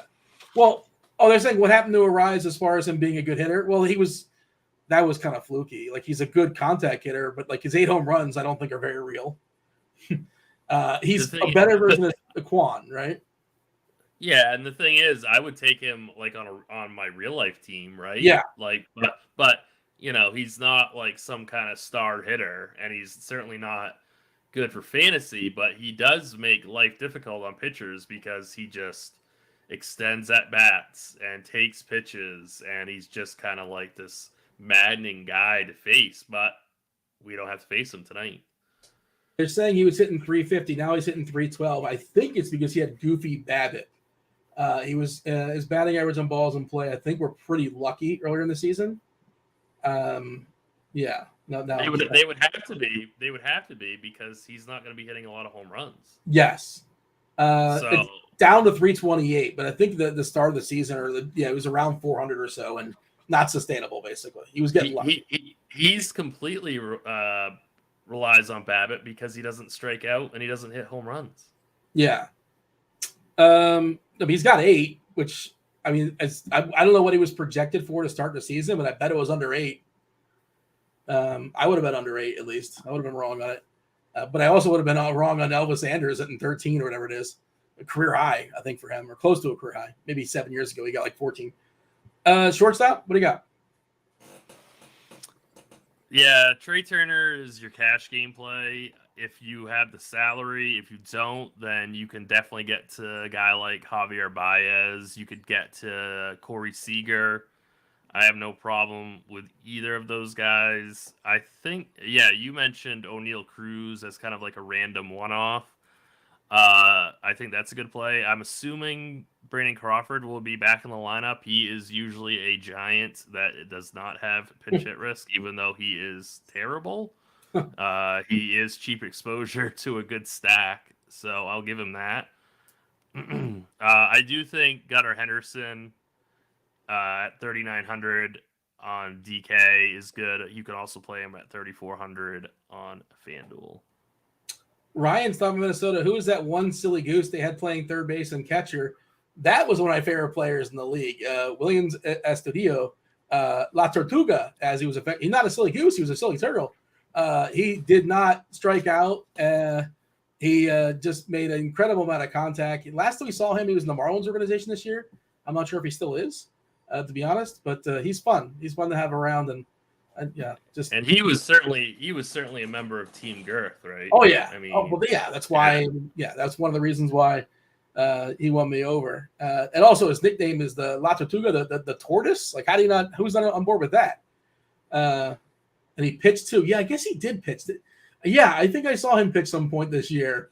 I don't think he pitched well, or maybe he did pitch well. He wasn't. His arsenal wasn't spectacular, but it might have got the job done, as it does sometimes. Hey, how about the outfield? There's a lot of places that spend up in the outfield today. We talk about FanDuel. The price on bets is pretty goofy, 3.5. Judge is an awesome spend up. You mentioned Ohtani. Of course, you can play Trout as well. Stanton, a little bit more pricier in DK. FanDuel, the price is really good if you're stacking up those Yankees. We hate the ballpark there in Oakland, but Caprellian you can pick on. He's reverse splitsy, and J-Rod, you got some salary savings with the big number. He's kind of cheap, and especially Haniger on FanDuel. I think he's 2.7 now. He's not 2.3 anymore. Lots of places to go. What's catching your eye as far as the outfield this evening? I personally think Ohtani is a better play than Betts on FanDuel. I think that ownership is really going to flock to Mookie. So I really like Ohtani as a pivot away from Betts. If you can find a construction where you can play both, go for it. I'm going to try to make a construction where I can play Judge and Ohtani. That's what I'm going to try to do on FanDuel. It's probably not possible for me to do that on DK, but I would definitely, I would like to do that. I don't think I can. So that's kind of my bold take on this slate in terms of the high end. I really like Harrison Bader for 2,600 on DK.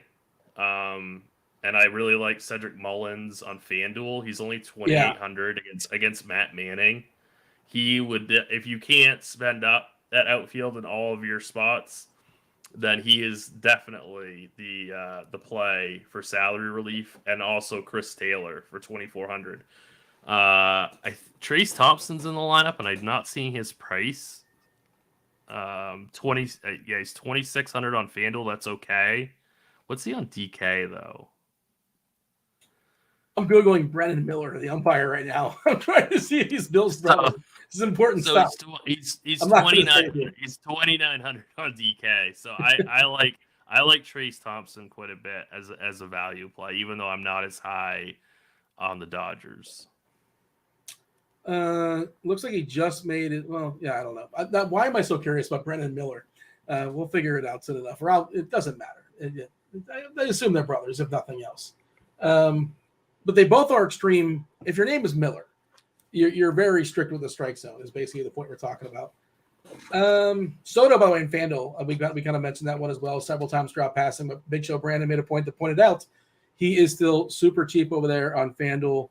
You get all his walks for a tire for 3.1K. Do you like him as a one-off on FanDuel? He's fine. I just think that the outfield is so loaded today that I don't know if I want the 3 walks and the 2 runs, So I don't know. Like he's certainly, I'm certainly not going to tell people they can't play Soto at 3,100, but the opportunity cost is gigantic today at outfield. We got the Crunch Time crew coming in momentarily. Chief Meteorologist Kevin Roth, Dave Potts, Cheese is Good, as well as Keith Eyster, taking you all straight up to lock, answering your questions in the Discord channel for premium members. And if there is time, if time allots, Roth, of course, is happy to appease the YouTube as well. If you guys have any questions on YouTube, we're here for another minute or so, give or take, depending on when they knock on the door. Happy to answer those questions. Lyle's going to be chalky. No, he's not. According to Cloud, Lyle's is not going to be chalky, right? I don't think so. How do we define chalk? 10%? What's Lyle's going to be? Am I wrong? I don't think Lyle's going to be chalky. Oh, let's look. Yeah, that's throwing me off. I don't think that's the case. I don't think so. I mean, I don't really want him either way, but if he's chalky, I definitely don't want him. How about that? I mean, I have a little bit of interest in him, but I don't want him if he's going to be chalky. 12%, according to our Plate IQ ownership projections. The bat probably has something a little bit different. Yeah, Ryan wants to know, who do I play as SB2? We spent like 20 minutes and we don't really know who. You kind of hem and hawed, and Lynch is the guy I think you're landing on. It sounds like, if I'm hearing you correctly. Yeah, loading up a bats as your SB2. I'm doing Lynch and paying up for the Yankees. That's what I'm doing. So you could. It depends on the contest you're in, but you could do McKenzie. I'm not as high as on Snell as the bat, but you certainly can play him. But I prefer Lynch. I prefer Lyles. I don't mind May. It's one of those guys. I don't think Severino has the pitch count to win you a tournament today. Cardi's got Lyles at 11% on DK and Lynch at 16 for what it's worth. Severino at 15. I think he's not going to like strike out 12 or whatever, but I think Severino's fine in like the 5 innings he pitches. Big Show Brandon wants to know single entry tournament on FanDuel. I guess he's got a bunch of money left over. Do you save the money or what? You take Trout or Soto? Obviously different price, but either one's an option. Single entry, Soto or Trout? I think it's Trout. Chief Mineralogist Kevin Roth. Hey, Roth, Cardi's not here today, but you probably have 2 words for him. You want to take your victory lap? Are the 2 words suck it? Yeah. Yeah. Aaron Judge. It was a guaranteed home run last night. And Cardi said, it's only 28%. That's nonsense. He was basically 100% to hit a home run last night. And, well, in hindsight, he was 100%. It was never in doubt. Like he just sort of rope-a-doped and did it in the 9th inning, right? Just to build some suspense, but obviously never in doubt. Sometimes, you know what? Math. Go with your gut. I think that's more important sometimes. No, I mean, last night was just he's definitely hitting a home run spot. Like it was going to happen no matter what. Like if Jesus Christ himself came down and tried to stop him from doing it, he would not be successful. A home run was getting hit that night by Aaron Judge, and it did. It's a bold proclamation. Yes, that's maybe a bit aggressive, but hey, you got it. Yeah. Speaking of Cardi, Keith, tell the people about the show you do with Cardi. I believe it was done earlier today. Is that correct? We actually pushed it to tomorrow, pending the release of more NFL props. So it's an NFL props release show that we're doing based on Cardi's the Blitz projections, obviously, and we are betting them real time. And both of the first weeks after we've given out the picks on the show, we've seen the lines move right after we bet them. So it's been pretty cool to see. But yeah, not a lot of props out yet this week. We should have that for you tomorrow. If not tomorrow, it'll be Friday. But definitely still coming this week. It's NFL props. So definitely. Ideally, you want those. Oh, go ahead. Are you guys like in cahoots on the same team in this show, or are you like, no, I want this, no, I want that, and you're fighting? How does it work? Oh no, we're on the same team for sure. I mean, I use the Blitz projections religiously, so I'm not going to be disagreeing with anything Cardi's putting out there typically for those football projections. So yeah, I mean, occasionally there will be some stuff where I'm like, I don't know if I'm like quite on board with that one. So far this year, everything that he has said, the Blitz was super high on Tampa Bay, New Orleans last week. Jameis absolutely crushed his completions prop. Unfortunately, Brady lost Julio Jones and didn't quite hit his over on the passing yards. But like the Blitz is fantastic at identifying games that should go over the Vegas total. Like the pace in that game was great compared to what Vegas had it projecting. Didn't work out because of the injuries on Tampa Bay, but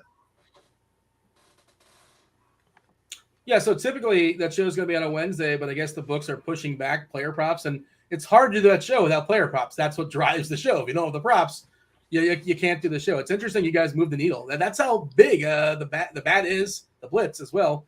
The Blitz specific to that show. Hey, Dave, bold proclamation. I don't know if you want to one up Roth today, but are we going to see a tie of Roger Maris today? Is it going down tonight? What inning is it going down? What's the pitch count going to be? Is Aaron Judge going yard? Nah, he's done. He's going to end the year at 60. That would be amazing if he just that's it. He's done. It's coming soon. He probably does. Officially, I think it's the hotter take to say no. I don't think it happens tonight. But yeah, the guy's ridiculous. I was going to run a contest. If he doesn't homer tonight, maybe I'll put it out there tomorrow, and I'll run a contest. Whoever's closest to guessing what inning, what count, what game, I'll give him name the opposing pitcher, because if you're guessing in the future too, that's interesting. I mean, dude, you think everybody's got Gray Sports Almanac? I mean, we got every single detail. If it's in the left field bleachers. But yeah, it'll be fun to monitor. I'm rooting against fun and against history. He's not going to homer. Sure, why not? Hey, Tim, do you have anything else, the boys? We step aside and getting out of here. I just want to ask Roth one quick thing about the wind in Chicago. Yeah. Do you think that that's going to be sustained throughout the game, or is that just something that's going to be that was just earlier? So it looked to me like when I looked this morning, it was going to be throughout the game. But let me pull it up here in the next 3 minutes when these guys are talking. Yeah, that's all. That's the only question I had. I think others might share that same question. Yeah. So thank you. Once one of them gets going on pitchers, I'll dive in and give the very latest on those wins. Thanks. Yep. Thank you. Before we step aside, Dave, I just wanted to ask you, just in case you don't cover it, I know you wrote about it today, the Colorado bullpen situation, it's all righties, but Austin Gomber's like, hey, I can throw baseballs too. He hasn't thrown baseballs in 10 days or so. He's not in the game. According to one of our chatters, apparently he was in the bullpen throwing baseballs, so he still can do it. I don't know what's going on there. It does not make sense. There's no reason. They've needed him too. In the last 10 days to have not pitched when he's there. He exists in the bullpen. So I just truly don't know. Yeah, and needed him is a relative term because who cares? They're losing anyway. Right. Maybe they don't care, right? Right. But if he's wearing a uniform, you might as well let him play. Yeah. When it makes sense. And you're still supposed to be at least moderately interested in winning the game. And if he's your only lefty, there is a time to use him. Is Ty Block not with the team right now? Is he non-existent? He's hurt. He's gone. So literally Gomber is it. There are no other lefties back there unless they want to use Freeland as a reliever. He pitched yesterday, so that's unlikely. Yeah, that would be next level to still not use Gomber, put Freeland in there. The Rockies are a terrible organization. When you don't pitch for 10 days and you're sitting there, there's something going on. They just don't want to use you anymore. Yeah, it's sort of weird. But all right, myself and Tim, we're going to step aside. We're going to get out of here. Do appreciate you all watching the first portion of the show. And chief meteorologist Kevin Roth going to hold it down as far as the FanDuel sponsor Crunch Time, joined by Keith, joined by Dave Potts, 2-time millionaire winner, myself and Tim. We will bid you adieu. Do hit that like button, subscribe, turn on those notifications. Roth, it's up to you now. Take it over. I'm out. Good stuff, as always, Dino. Appreciate it. And welcome to it, guys. This is indeed Crunch Time. And yes, it is indeed sponsored. Roth, I'm going to stop you before we even start. Were you getting ready to crunch? I saw you go like this. You're like, oh, I'm going to. I think I was. I was ready to crunch. I was like an impulse. Hey, because he's saying show's over. And I saw you. Okay. Carry on. Intro the show. I cocked the hammer back. I was ready to go, but that's for the end of the show. Saving that. Guys, we are thrilled to have you. Thrilled to be sponsored by FanDuel as well. If you're watching on YouTube, hit the like button. This is free content, and it's from some of the sharpest minds in the biz. One of those being Dave Potts, a.k.a. CheeseIsGood, the man who was so wise he won the million not once, but twice. Every time I say it, I'm like, am I making that up? Am I making it up, Cheese? It sounds made up, doesn't it? Yeah. I might have made that up. I don't know. We got CheeseIsGood. Cheese, what's up?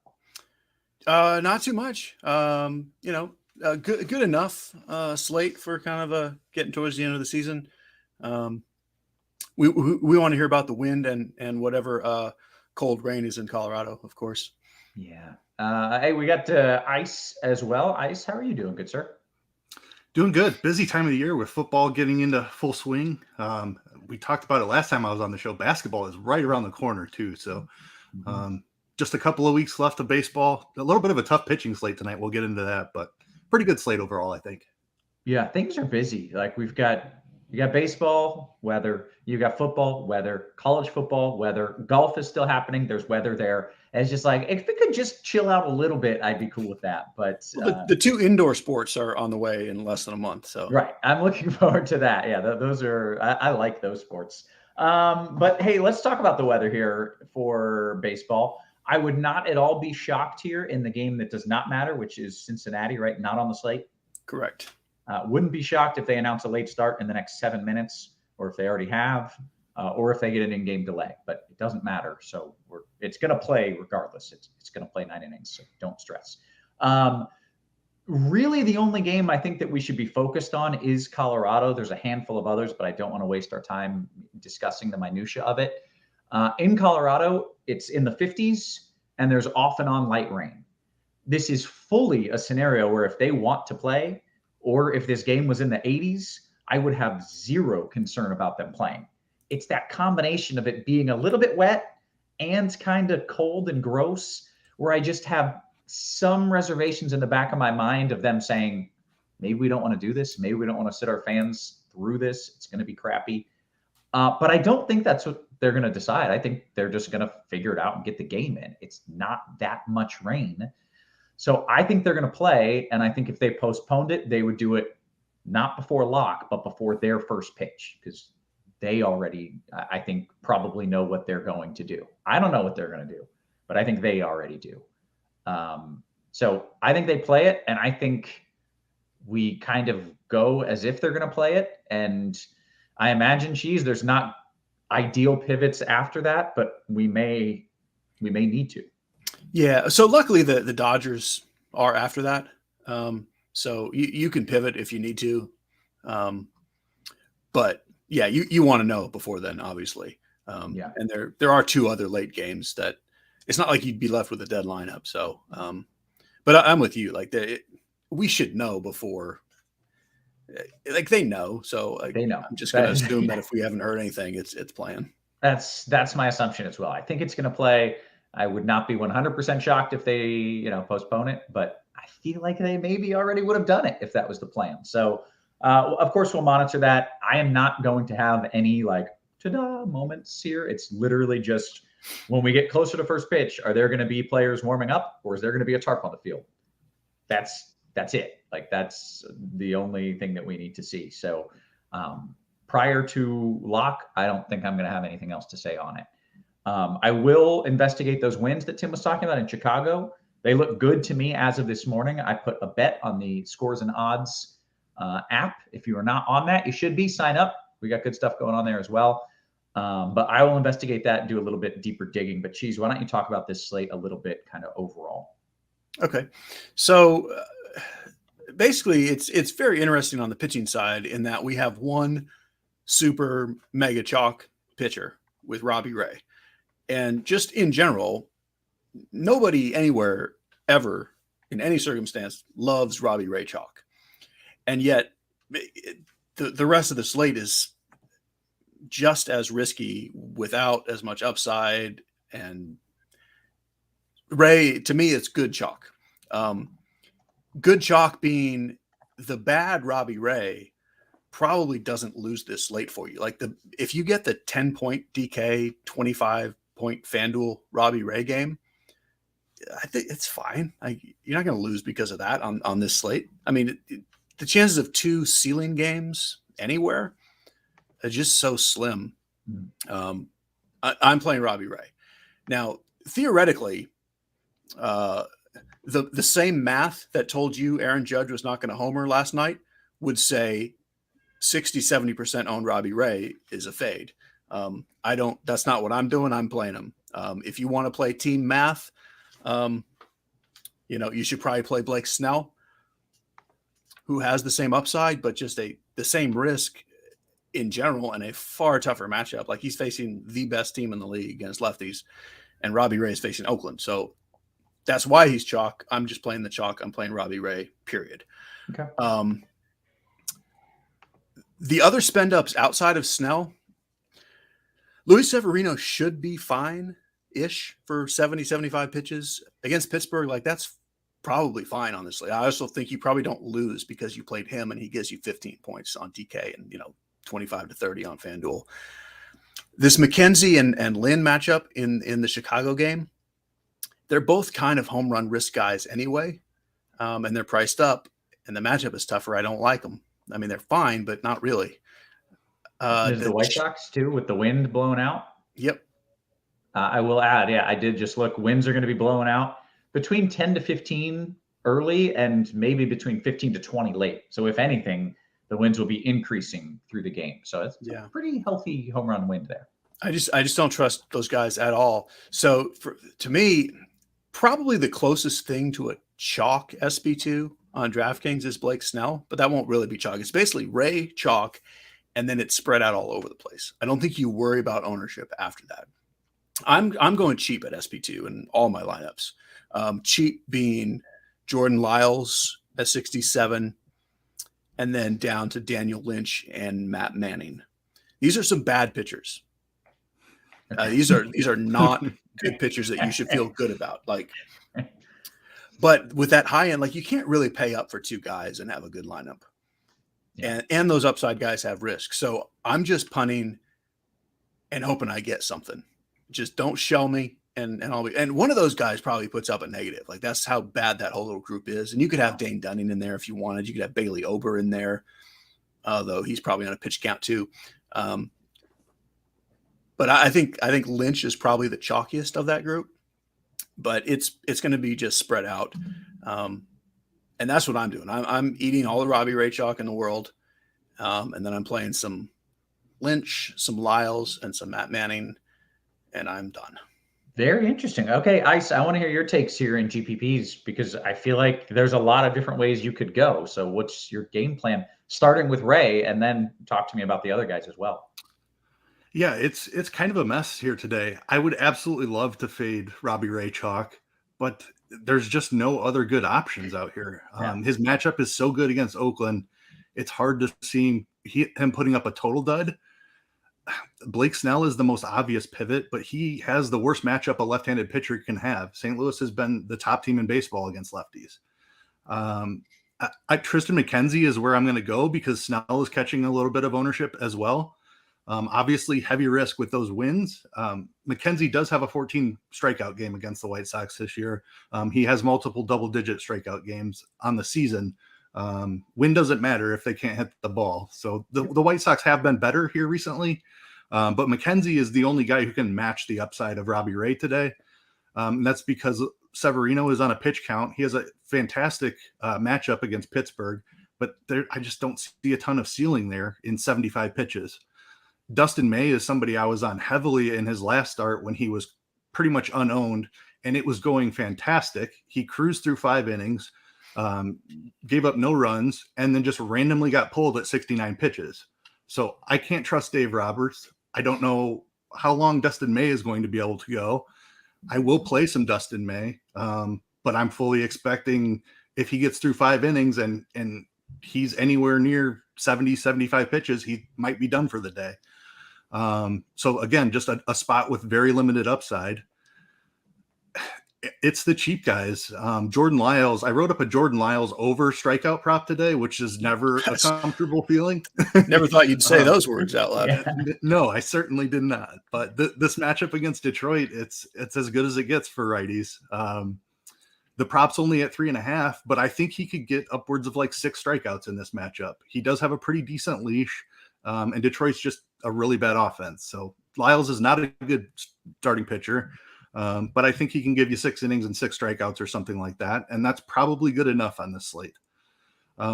Lynch is okay. That Minnesota lineup is a little bit watered down, and he has actually been reverse splitsy this year.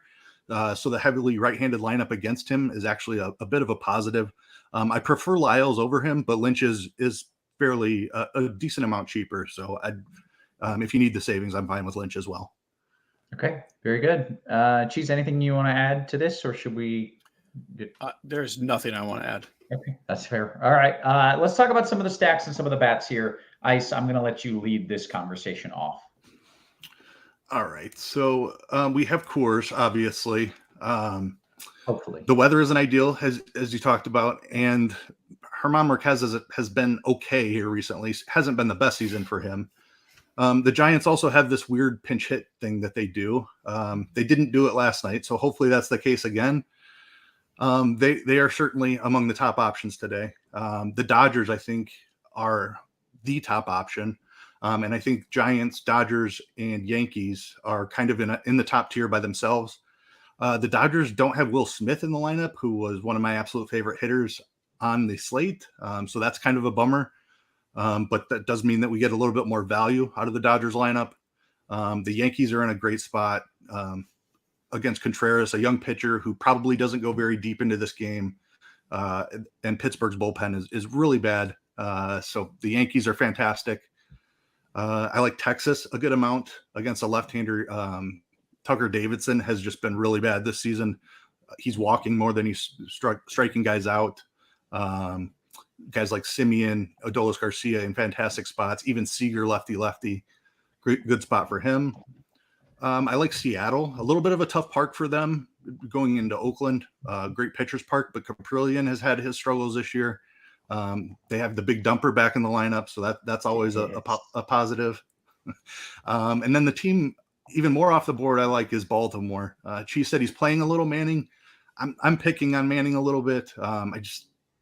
Baltimore. Yeah, I'm not playing him because he's good. Yeah, no, it's the nature of the slate. I get it. So Baltimore can certainly, like, they've been in a funk here recently, but like if they want any chance of the playoffs, they need to come out of this. I really like their young hitters there in Rutschman and Henderson in particular. Plenty of other great lefties in that lineup. So I like the Baltimore stack, and then I'm home run hunting. I'm not stacking the White Sox or Guardians, but I do like trying to find some home runs there. Okay, very good. Cheese, what are you doing here stack wise? Yeah, that was a pretty excellent rundown. Yeah.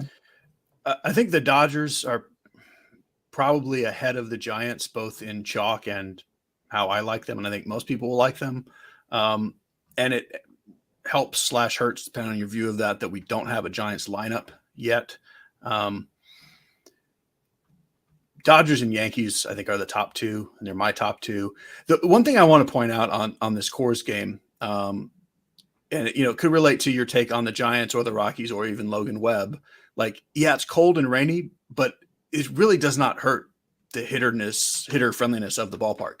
And in fact, I got Weather Edge here, which is fantastic, as you know. If you look at this game, I mean, that's neutral weather. Like, this is not a downgrade to bats. Yeah, it's the altitude that makes this park, not the weather. This is not a bad spot for bats. There is no such thing as a good hitting spot or a bad hitting spot in Coors. It's just always the same. Like, the weather almost has no impact. It's so just don't matters. Fade the Giants bats because of weather. You can fade them because they're the Giants and might get shit for, or Marquez is okay, but don't fade them because of the weather. Yeah. I am with the other teams off of that chalk that Keith mentioned. Seattle is my favorite. I do like both sides of that Angels-Rangers game a little bit, and agree on the power hunting with Cleveland and Chicago. Okay, very good. Let's do a little position by position talk here. Cheese, if you don't mind starting us out with some catcher. All right. We're both bummed that Will Smith is out. So if you had a Will Smith lineup, you need to totally rebuild if it was a Dodgers stack because of the pricing. If it was a Will Smith one-off, just go play Adley Rutschman or maybe Melendez or Perez. Like, those guys are very good, but not something you have to have. I think it's fine to punt with Austin Barnes now. If you were playing a cash lineup and you were punting with Joey Bart, I would switch to Austin Barnes, honestly, at this point. Gary Sanchez is okay. Tournaments, we've already mentioned the big dumper once. Let's mention him again as a tournament play. He's the kind of guy I like to get in there on FanDuel where no one's going to play him as well. Very nice. Let's pass it on to the Iceman. Okay. What are you liking? All right. It's definitely a weaker position now, but I do still really like Adley Rutschman. Mentioned that Baltimore stack. He's going to be the key piece in that. Sanchez certainly can hit a home run. He's cheap. That's helpful. A pivot in the punt range. I think Sam Huff, he's hitting 7th for the Rangers. I mentioned Davidson, who's been terrible this year. If you're looking to get off of a somewhat owned Austin Barnes, I think that's a good option. Another one-off I like is Sean Murphy. Robbie Ray can certainly give up some home runs. And if somebody's going to get him in this weak Oakland lineup, Murphy is probably the guy to do that. Okay, take me to first base. All right. So Freeman is lefty, still fine, obviously. Just a great hitter overall. I actually prefer Shohei Ohtani. I love this matchup for him against Dane Dunning, who has a really wide platoon split, has struggled against lefties. So Ohtani is a fantastic option. If I'm looking cheap, Jose Miranda is a great option, hitting 3rd for the Twins. David Villar is in Coors Field for the Giants, assuming that he's in the lineup. Lamont Wade is another cheap Giant with first base eligibility. I really like Ryan Mountcastle as well as part of your Baltimore stacks. Plenty of power to play him as a one-off as well. Nobody's playing Rockies. Logan Webb is a good pitcher. The weather's a little bit iffy there, so nobody's playing Rockies, but CJ Cron is certainly fine as well. Okay, excellent. Cheese, first base.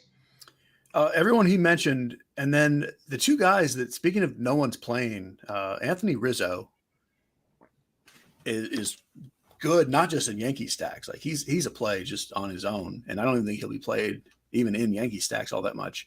And then, regardless of how you feel about Blake Snell, Paul Goldschmidt is a guy you should play anytime nobody's playing him, and nobody's playing him. So throw him in there. Very good. Take me to second base. We get a bunch of dual position guys on FanDuel that make this easier. Wilmer Flores on both sites is kind of the chalkiest, along with Marcus Semien if you have a little money. I think on FanDuel, Javi Baez will get a little bit of play at a useful salary. I kind of like Gleyber Torres. And then on DraftKings, we're not showing super high ownership, but I think Chris Taylor will be the chalkiest player on the slate. He fits really well at second or in the outfield. I expect him to be higher on than Semien and Flores. But I like him and he's cheap. And you do need salary somewhere. Even if you're using a cheap SP2, there's a lot to spend up on, especially in the outfield. So Taylor, I think, is also pretty good chalk. Okay. Ice, second. All right. Semien is my favorite option here, leading off against a bad lefty. Flores, assuming he's in the lineup, great option as well. Taylor is just far too cheap on all sites, hitting fifth there for the Dodgers with that great matchup today. It's pretty thin after that. Ryan McMahon has second base eligibility on DK. He's fine in Coors, but not much else to like here. Okay, take me to third base. All right. Justin Turner, I think, is probably the top overall option, price considered, hitting cleanup for the Dodgers against Bumgarner. Jose Ramirez is my favorite option at the position. Talked about hunting those home runs. He has the most power for Cleveland. Lynn struggles against lefties more than he does righties, so Ramirez will be my highest owned guardian. Gunnar Henderson is a guy I really like for Baltimore. The price is coming up, but this kid just looks amazing. A great talent there. Need to mention Josh Young's price as well. 2.2 on DK, still under 3K on FanDuel as well. So great option there for Texas against a lefty. Let's see here. Arenado, kind of like Cheese mentioned with Goldschmidt, nobody's playing him. And Snell can certainly give up a home run. So I do like some Arenado one-offs. Okay, very nice. Cheese, third base. Salary's a thing, but no amount of Jose Ramirez is too much Jose Ramirez for me. Like anywhere I can fit him, that's who's going in first. If I don't have that salary, agree on Justin Turner. You put Flores there on FanDuel. You could do Longoria. Josh Donaldson is cheap on FanDuel. You can also do Jose Miranda at third. Like you have a lot of options on FanDuel with the position eligibility. And then I like the Josh Young call on DK as the cheap guy. Okay. Shortstop. In the realm of what you want to prioritize spending on, it's not Trey Turner, although Trey Turner is clearly the best shortstop, and it's great if you have the money. Probably Brandon Crawford is the cash guy, but Brandon Crawford is never good chalk. So I would rather play Gunnar Henderson on DK or Javi Baez, who are all basically the same salary, or get up to Carlos Correa. I know when he was talking about the Texas stack, Keith mentioned Corey Seager. I don't even think it's terrible to play him on his own if you're trying to be different. Davidson's not good, and it's not like he's going to pitch all game. That's another bad bullpen. I think that's pretty much what I'm looking at. Ice, anything you want to add there at short? He covered it really well. Those are the guys I'm playing. Agree with Seager, a great play. Lefty. Davidson is not long for this game. Turner at the top, Correa, great pivot. Yeah, it's all the same guys for me. Okay, excellent. Then how about a little outfield chat? All right. Mookie Betts, FanDuel price is a standout on the slate, 3,500. Just way too cheap for him in general, exacerbated by this fantastic matchup. You're definitely spending some money here on at least a couple of these guys because you've got Aaron Judge. I mentioned Ohtani at first, outfield on FanDuel and dual on DK. Trout's a great option. Julio Rodriguez is a great option. Stanton is priced up on DK, a little more affordable on FanDuel. And then you've got the Giants, Jock Peterson being the top option there, depending on who's in the lineup. Yastrzemski is certainly a great play if he's in there. One of the White Sox I'm looking for a home run from would be Eloy Jimenez. Andrew Vaughn, also another guy that has some power in that White Sox lineup. Adolis Garcia for the Rangers in a great spot. And we mentioned Chris Taylor at second. He has outfield eligibility as well. Okay, I just want to give you just all the credit in the world for proper pronunciation and use of exacerbated. Thank you. That was very, very nice. Okay, Cheese, outfield thoughts? Yeah, I agree. I just can't get over the pronunciation. Yeah, the outfield is fantastic. And he mentioned some of the price differences. On FanDuel, you don't even have to spend all the way up to get elite outfielders. It bets all the Giants guys, Chris Taylor, and then Soto and Stanton. It's so cheap on FanDuel that should, like, Aaron Judge is not sneaky, and Mike Trout and Ohtani are not sneaky, but they should be less owned on FanDuel where the other guys are so cheap. If I have to just pick one guy to spend up on, it would be Ohtani, followed by Trout. But yeah, play Judge, play Stanton, play Peterson, play Betts, play Julio Rodriguez. They're all amazing. But I think the lesson here is spend up in the outfield as much as you can. Okay, very nice. Let's play one stack to win it all and then get to some QQs. We've got 8-9 minutes or so until lock. Cheese, one stack to win it all, sir. Where are you headed? In anything smaller-ish, I would just go with the Dodgers. Trying to be sneaky and something bigger, I would go to Seattle. Okay, Ice, got anything different? Yeah, I like Baltimore today. I think they get back on track tonight. Very nice. Not against Matt Manning, they don't. Yeah. We did have a question from Candace who said, hey, is the 12-mile-per-hour wind blowing in enough to nullify Seattle power hitters? My answer is no. Cheese, you like Seattle, so I assume your answer is no as well. Well, let's go to we have no historical data. I know. Goodness gracious. Yeah. So here's the thing on wind, and you talk about this a lot. A lot of ballparks, wind doesn't matter at all. Mm-hmm. There's very few ballparks, and they're mostly in Chicago, where wind really specifically affects anything. Oakland and San Francisco in particular, wind blows in at both those parks every day all year, and it's not a thing. Wind blows out every day in San Francisco every day, but it's not a thing. Yeah, correct. Sorry. It is still but it's not a thing. Yeah, yes. Like the wind does not matter as far as I know at all in Oakland. I concur. Yeah. Okay, excellent. Guys, we have 6 minutes left for QQs.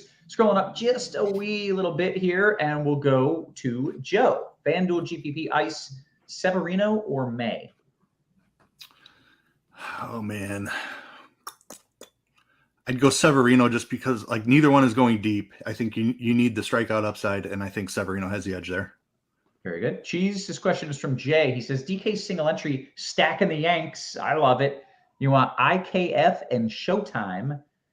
I know the first of those two men. I have no idea who Showtime is. Or Oswaldo and Trey.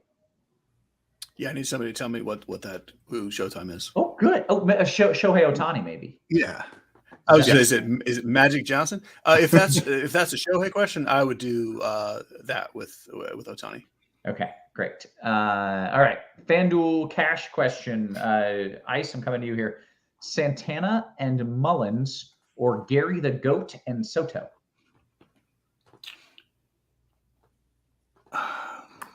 Santana, is that Carlos Santana? If it is, I'd go the second one there. Okay. Great. NBA DFS is FanDuel cash, Cheese, Soto or Stanton. Was Soto the guy who was just criminally underpriced on FanDuel for half a week? Yeah, but they're both underpriced. They're both 3,100 on FanDuel. I would lean Soto and Cash slightly, but really I would have them both. Okay, wonderful. DK Cash question from Chinatown. Ice, Snell or Severino at your SP2? Is the Snell-Ray pairing as optimal pretty obvious? I feel like it's not at all obvious, and it's hard to get good bats that way, but maybe I'm wrong. Yeah, I think there's a lot of risk with Blake Snell today. He certainly has the upside, but I mean, Severino, he's safer, but I mean, as far as safe as a guy can be, like the matchup against Pittsburgh is far, far better than the matchup against St. Louis.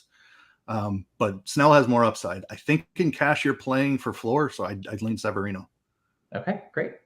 Jay Sam says, FanDuel, hey, Cheese, with so much money we've burned playing White Sox this year, why should we be scared tonight when they're actually facing a good right-handed pitcher in McKenzie? When they're not, they've always seemed to fail us versus right-handed pitching. Good question. He also adds, seems to be the perfect tournament play with the Robbie Ray rule in effect and Snell not being in a good matchup versus the Cardinals. Yeah, I agree with everything there. I think that's why we both said we're not really stacking the White Sox. They should hit a couple home runs. I mean, they really should. Like McKenzie is an extreme fly ball guy, but he can give up 2, even 3 solo homers and be fine in this game. I totally agree. Like I would play him ahead of Snell as a tournament guy. I'm not playing him ahead of Ray. I get why you would. 60% ownership versus 5 or 10. Yeah, I totally get it. But I'm playing Ray. But I would play McKenzie ahead of Snell. Great. Okay. Well, here you go. Ice, what is your take on McKenzie and GPPs? I feel like you said you had some of him, right? Yeah, definitely. He's a guy that's shown a ceiling multiple times this year. He doesn't always do it, and his strikeout rate is, I mean, it's roughly like 25%. So it doesn't look like he has huge strikeout stuff on paper, but he does have multiple games with double-digit strikeouts this year. Okay, great. BHB says, DK Cash, hey, Cheese, Thompson or Carpenter? Thompson. Okay. Is Kerry Carpenter going to dog tonight? And all this Carpenter talk, I'm like, where's the real Carpenter? It's so I know, sad. it's getting me excited for the real one, but man, is he going to dunk tonight? I mean, probably not, but like he has power. He's hit like 3 in the last couple of weeks. Yeah, but this is not. He's a viable punt. Yeah, he's not quite as lucky as Judge last night. Exactly. Yeah. DK Cash, Ice. This one's for you. 2v2. Okay, maybe he turned it into a 3v3. So actually, I'm going 3v3. Wade, Judge, and Justin Turner, or Carpenter, Ohtani, and J-Ram. Ooh, I love Ohtani and J-Ram so much tonight. For cash, I think the ownership's going to be on the first side, but I think I like the second side better. Yes. 3 Carpenter questions in a row. I'm losing my mind here. What is going on? It's just a tease, not even the real carp. All right, let's see. We've caught up. Give me a home run pick. Everybody gets a home run pick. I'll go first. Ohtani. We've got the revenge kind of narrative in his mind. He's still like, I can still get co-MVP with Aaron Judge if I just go on a tear and hit 50 home runs. Ohtani bomb tonight. Cheese. Yeah. Let's go with something a little different-ish. Christian Walker. Very nice. Ice, you got one for me? Let's go Adley Rutschman. Oh, against Matt Manning. How do you homer off? Never mind. Okay. All right. Michael says, hey, by the way, Ice, would you include Rutschman as a one-off in a stack for Dodgers Giants? Hang on. Or leave everything blank to see what lineups they drop later. FanDuel GPP. That's a deep strategy question. Yeah, it is. And I am a little bit concerned about Rutschman's ownership now that we've lost Will Smith. I think that's where people go if they're spending up. Melendez makes some sense as well.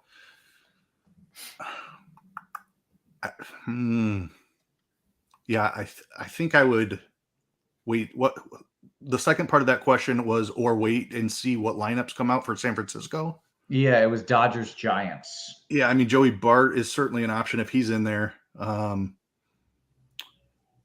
Yeah, I mean, obviously I love Rutschman tonight, but I am slightly concerned about the ownership now with no Will Smith. Okay, good stuff. Hey, we got a minute until lock. Best spend up as a one-off and DK single entry. Cheese, you didn't say a position, so that's your guy, Ohtani. Yes, hitting a bomb. You got the Roth almost guarantee on that. I would jump over to the YouTube. Actually, I think we can pull that up right here.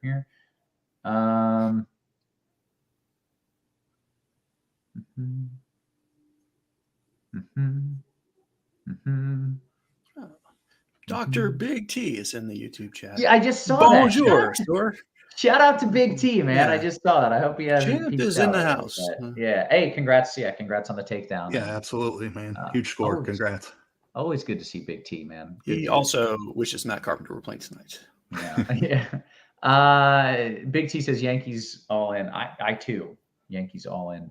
Okay. Hey, we hit the lock, and I got a text from my wife. I'm going to read it to you just so you don't think I'm lying. It says, and I quote, "This is going horribly. Please come up immediately when you're done." So that is exactly she what was talking about that. She was watching the show. Yeah. So I am going to head on up and get out of here and try to help with some kiddos. So for Cheese and for Ice, for our wonderful production team, always working hard behind the scenes, guys, we appreciate you. We love you. And we will catch you tomorrow. You have been crunched.